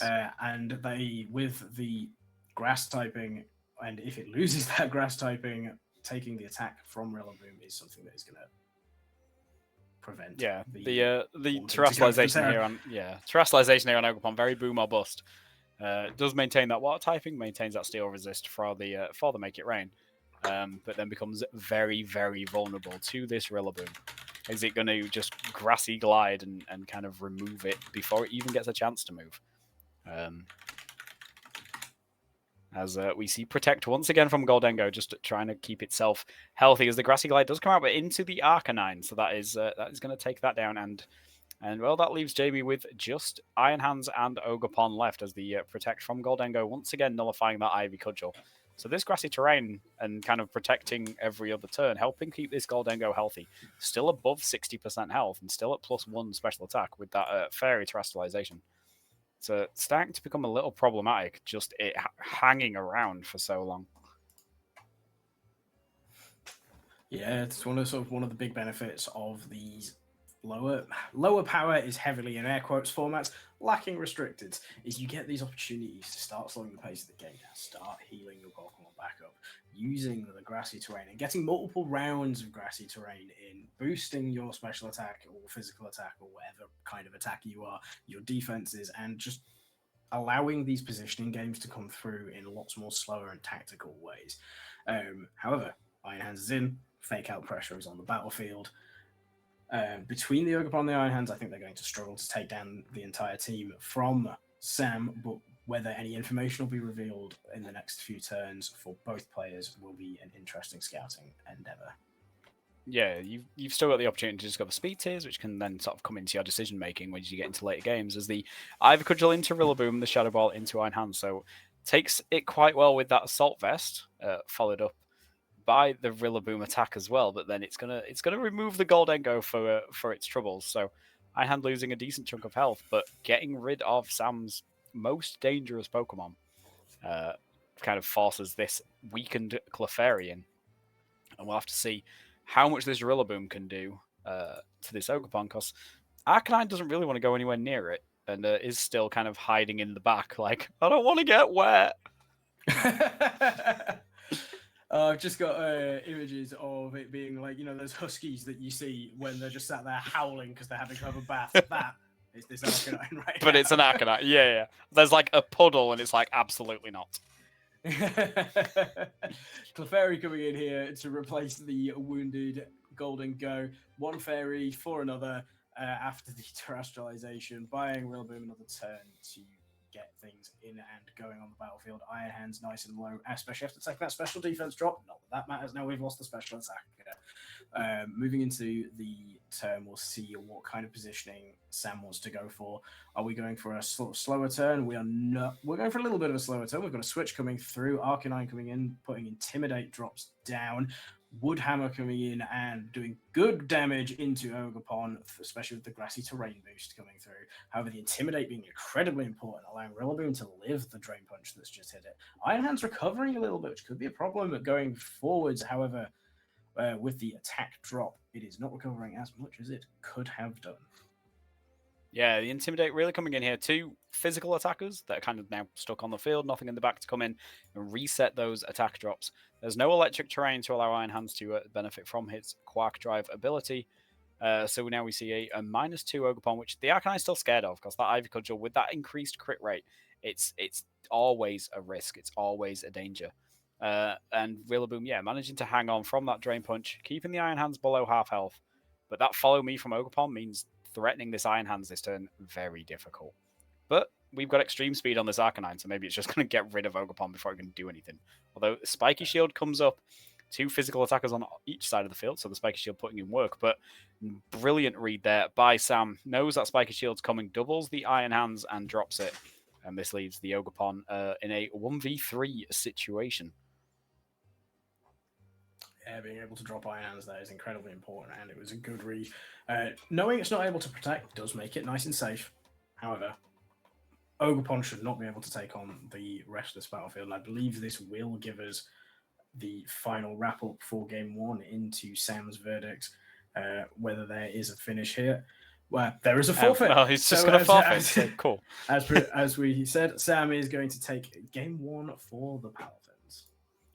Yeah, that Spiky Shield burned. Arcanine locked into that extreme speed. I'm not entirely sure Ogerpon was going to be able to get another Ivy Cudgel off.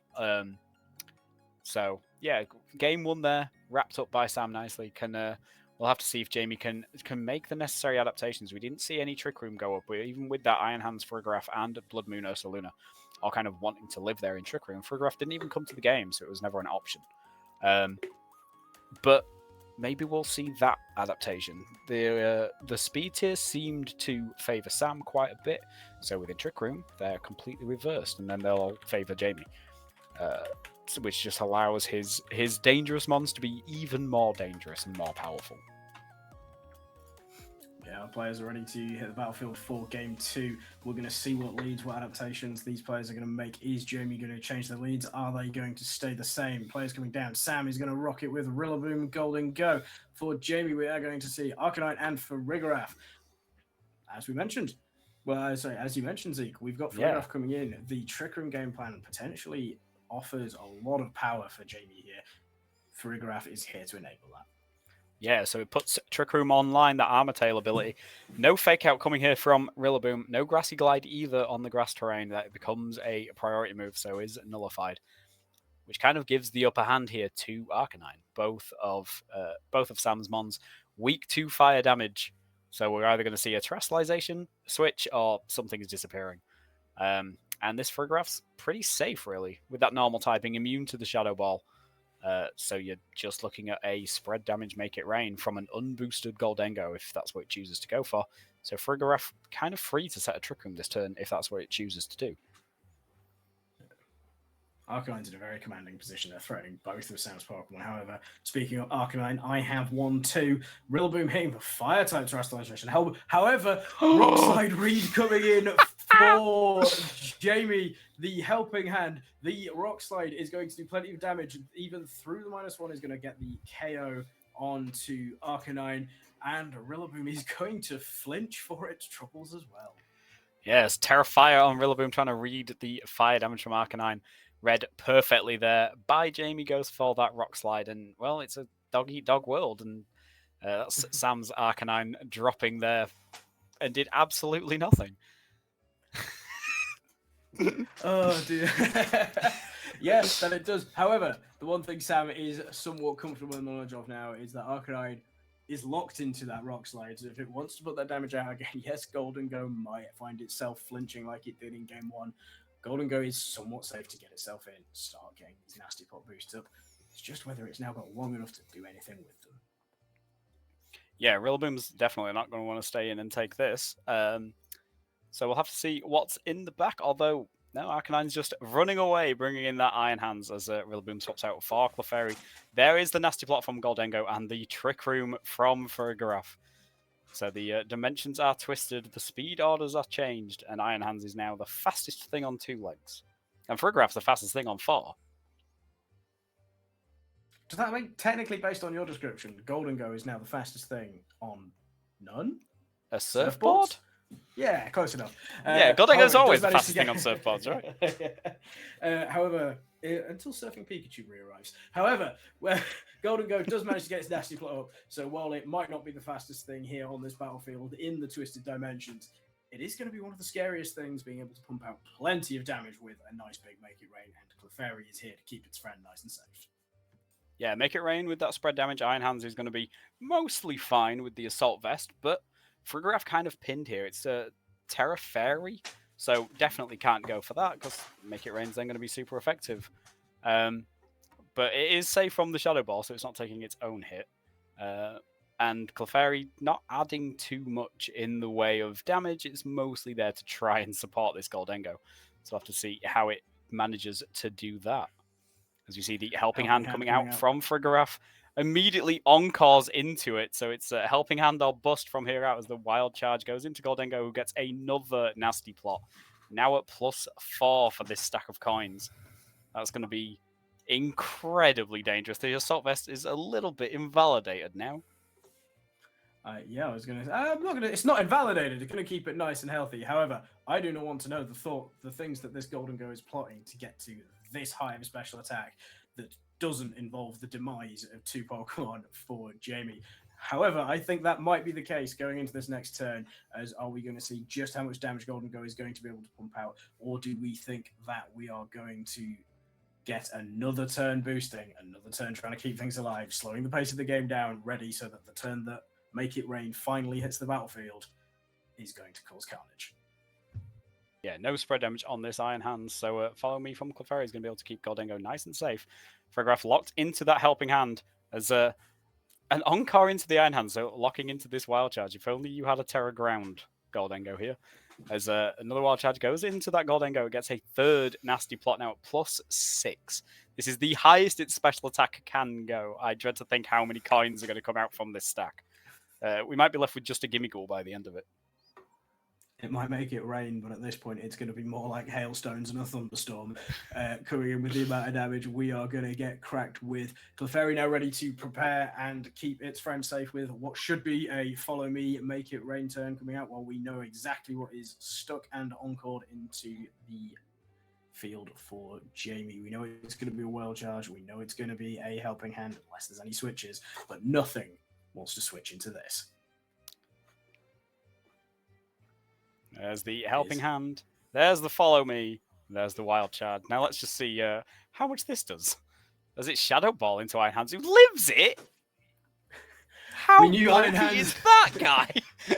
We knew Iron Hands was bulky. We knew that you could put on this Assault Vest, and this Assault Vest apparently stops you getting shot by a Shadow Ball very heavily. Yeah, I think Iron Hands has spent the entirety of the last 4 weeks of UKITT eating pies to generate that much bulk. But yeah, manages to take a +6 Shadow Ball directly to the face and go, that'll be fine. Don't worry about it. But just two turns left of Trick Room. That's after taking recoil as well from the Wild Charges that it's hit. Yeah. God, Iron Hands is thick. Why is this Pokemon allowed? Yeah, I mean, Iron Hands is kind of a house with restrictors running around in Regulation I, right? So when you don't have that sort of base power level, it's going to be even more of a house. It's just like almost impossible to bring this thing down. As we've just seen, it takes a +6 Shadow Ball and goes, this is fine. Don't worry about it. Just shrugging it off like a football hooligan. As we see Clefairy switching out for the Rillaboom. There's the grassy terrain coming up.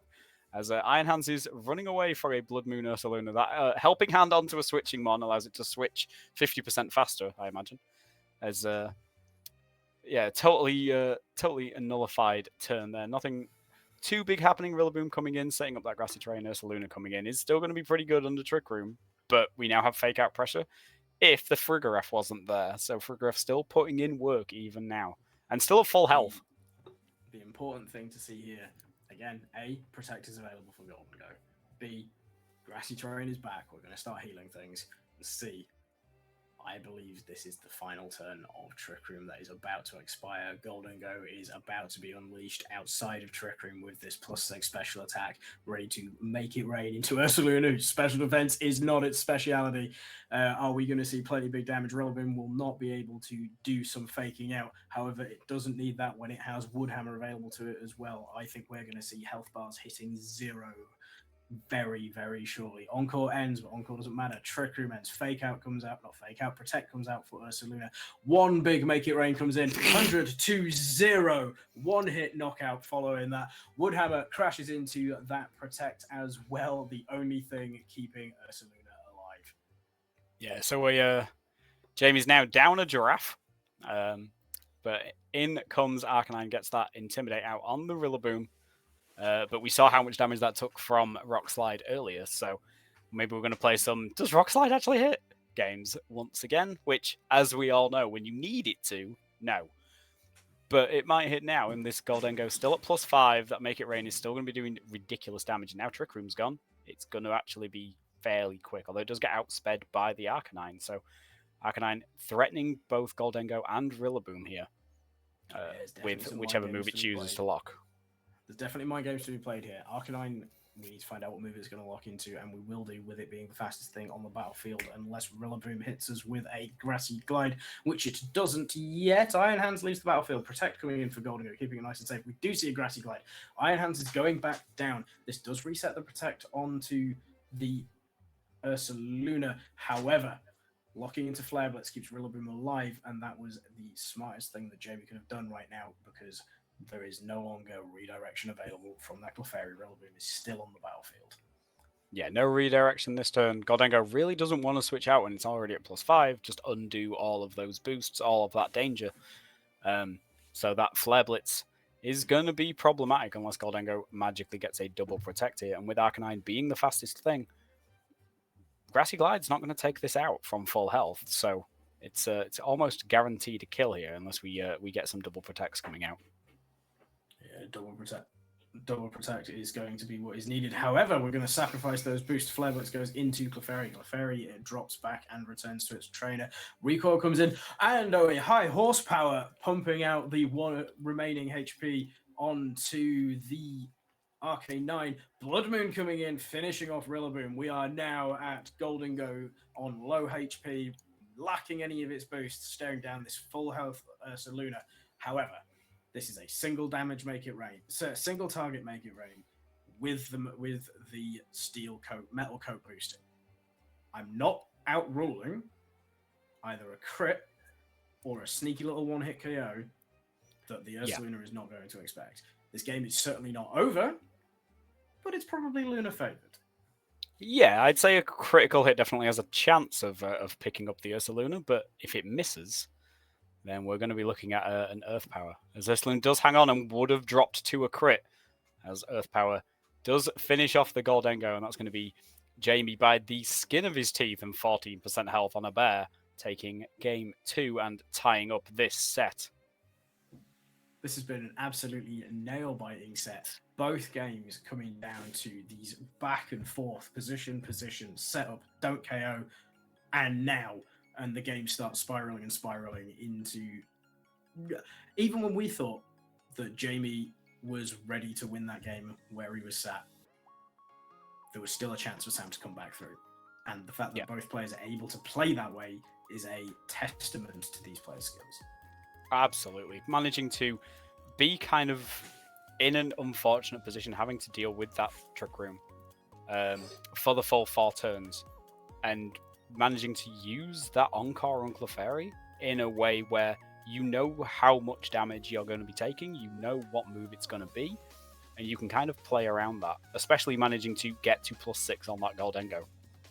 And I do think the fact Iron Hands managed to take that Shadow Ball and shrug it off was kind of pivotal to that game. You would have still had a locked-in 2 Helping Hand Frigoraph for another turn or 2 of the Encore, and you would have had another target for Goldengo to start throwing coins and Shadow Balls at. But the fact that Iron Hands managed to shrug it off meant that it stayed there for another turn, took another one of those +6 hits. and was just kind of slowed the game down enough where you could get out of that sort of helping hand mode with Farigiraf, although it did immediately drop to a make it rain of its own. But it's kind of shows where that positioning comes in and where it matters fundamentally in this lower powered format. And speaking of positioning, we're going to be hitting the battlefield with our next suite of leads for our trainers, seeing what position we are going to be opening through. Sam is going to hit us with an Urshifu and a Golden Go, mixing things up a little bit, whereas for Jamie, we are going to see Farigiraf and Arcanine again. Yes, Urshifu making its first appearance of this. It is Choice Scarf, so this is something that is going to be able to outspeed the Arcanine, which is they've kind of had free reign to just swing wherever they want, as they've been the fastest things moving around. Massively threatening here to the Arcanine, that Surging Strikes. It might only take one hit to take it down, and it gets 3. So slightly problematic potentially here for Jamie for his Arcanine. And, well, Farigiraf's not going to enjoy taking a Surging Strikes either. So Urshifu definitely many people dangerous do here. like being punched 3 times in the face by a bear, regardless of whether you're a giraffe, a dog, or a human. Well, I can't imagine it would be particularly pleasant. I'll have to experience it and get back to you on that one. But yeah, so this Urshifu definitely dangerous. There's the Terra Fairy from Arcanine and Goldengo, so it's fairies all around as we see U-turn from the Urshifu, brings in the Clefairy, that Friend Guard, helping Goldengo stay healthy as it takes a Flare Blitz, which by all rules should have knocked it out to get that Nasty Plot, to get that +2 onto its special attack as Farigiraf sets up the Trick Room, making it once again the fastest thing around. Yeah, Trick Room coming in here is definitely leading to an interesting scenario, because Goldengo has gone from being scared of Arcanine to living the attack, getting a boost, and Farigiraf handing it the ability to go faster than Arcanine. Yeah. Which can lead us to an interesting situation, especially with Clefairy here to bodyguard it. Goldengo has gone from to very fast. Yeah, the Terra Fairy kind of forced on the Arcanine for the from that Surging Strikes pressure from Urshifu now makes it vulnerable to Make It Rain.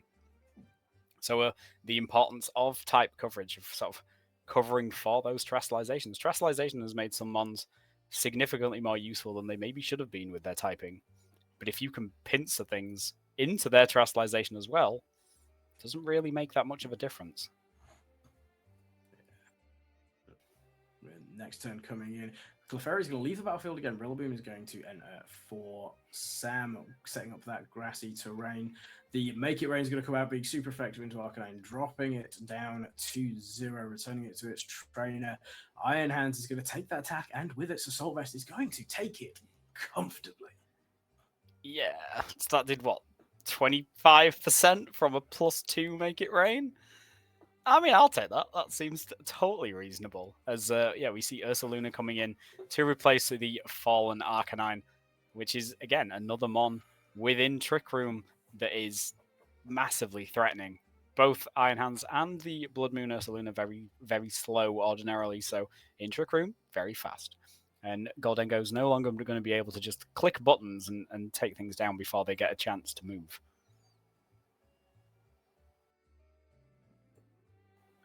Well, again, as Rillaboom is watching out for Clefairy. Absolute revolving door of protect on Goldengo. Got Clefairy coming in, hitting the battlefield. Does catch that Hyper Voice, which does a respectable amount of damage to Clefairy. Both Pokemon on Sam's side of the battlefield, low health, feeling a little threatened. However, healthy enough to potentially crack back some damage. Though I'm curious if this Hyper Voice is going to be enough damage to knock out Goldengo when there is a Friend Guard boost and Follow Me available. Yeah. I think, do we know how the Iron Hands is slower than Ursaluna, I believe, right? Fairly sure? Yes, I'm pretty sure. So, so the Iron Hands is going to move first. He's going to get drawn in by that Follow Me. So, a Hyper Voice is definitely going to deal with Clefairy.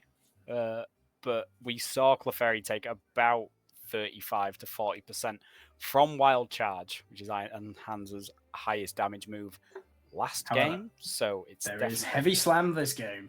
It is Oh, no longer there is on Heavy into that Slam. wild charge, so Heavy Slam is certainly going to be a threat.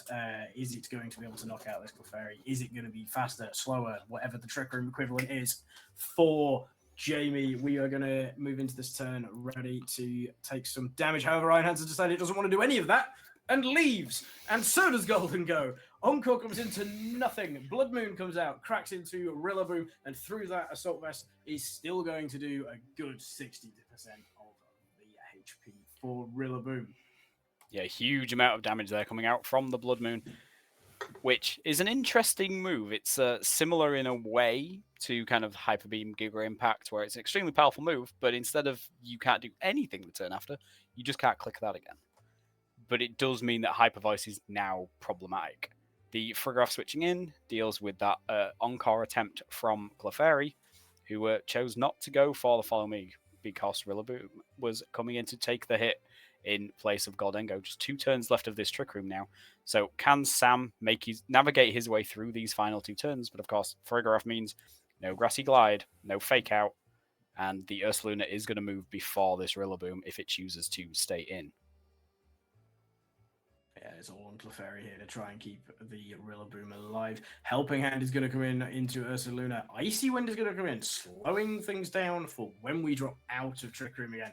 Hyper Voice does come in, and crucially, Rillaboom is able to take that hit and live, cracking back with a Grassy Terrain boosted Wood Hammer, forcing Frigoraph to eat its Citrus Berry. However, it stays alive, staying healthy, ready for these turns outside of Trick Room. They now have to weather the storm. Yeah, it does drop to the recoil from Woodhammer, but that is actually kind of a blessing in disguise. Allows Urshifu and Goldengo both to come in, both extremely dangerous mons. We have now survived Trick Room. And, well, I'm not sure this Frigorap's going to do too well trying to get another one up. Ursaluna threatened by the Urshifu. Make It Rain, still incredibly threatening to both, even without nasty plot boosts. As Goldengo at +0, still at about half health. So if this Ursaluna doesn't manage to get any moves off, Goldengo should be doing pretty well here. Yeah, we're definitely going to be cracking on with the final few turns of this game. It might not feel like it with the amount of HP, but the damage available for both trainers is going to be quite large. Triple Surging Strikes hitting in, doing 50% to Iron Hands. We get Make It Rain coming out unboosted this time, doing 70% to Ursaluna, plenty. Blood Moon coming in and does one-shot Urshifu, proving that Ursaluna is the better bear, leaving Goldengo to stand alone, staring down the remaining 3 Pokemon from Jamie. Yeah, the one-hit knockout there from Blood Moon as Goldengo protects, doesn't want to take the same thing. I'm not entirely sure where the protect comes in there, but I mean, it's it fine. covers We'll you from leave the Fake Out. However, it does allow it to get a Make It Yeah. Rain off this turn, putting more damage in. Is able to KO the Saluna. However, Iron Hands, it is a heavy boy. It sits on top of the Terra Fairy Goldengo and is able to reduce its HP to 0. And that brings us a 2-1 victory for Jamie Keane and the Glenwood Garchomps. Yeah, so the critical hit there from the Heavy Slam, I'm fairly sure that didn't matter. As Iron Hands does pick up the final knockout, Goldengo finally drops. So yeah, all 3 games came down to a single mon left, I believe. It was all these games have been incredibly close. Yeah, extremely tight. Could very easily be decided by 1 read or 1 crit. As a member of the Paldea Palafins, which is Sam's team, I know that was a pivotal match as the Glenwood Garchomps managed to win that 4-3. So yeah, we take our first loss of the season and they continue undefeated. Congratulations to the Glenwood Garchomps on that. That does bring us to the end of our games for you today. We've seen 6 wonderful games. We've had the pleasure of bringing you 3 of those. Gameplay for the next week's coming up will begin on the 15th of July. The next stream with us, with UKITT, is going to be on the 20th of July, 6 p.m. right here on this channel. Congratulations to every trainer we've seen today on your victories. Commiseration to those who've taken defeats. I will bring us out. It's been a pleasure casting with you, Zeke. Thank you for this evening. Thank you very And much. we It's been an enjoyable experience. we will see you all next time. See you later, guys.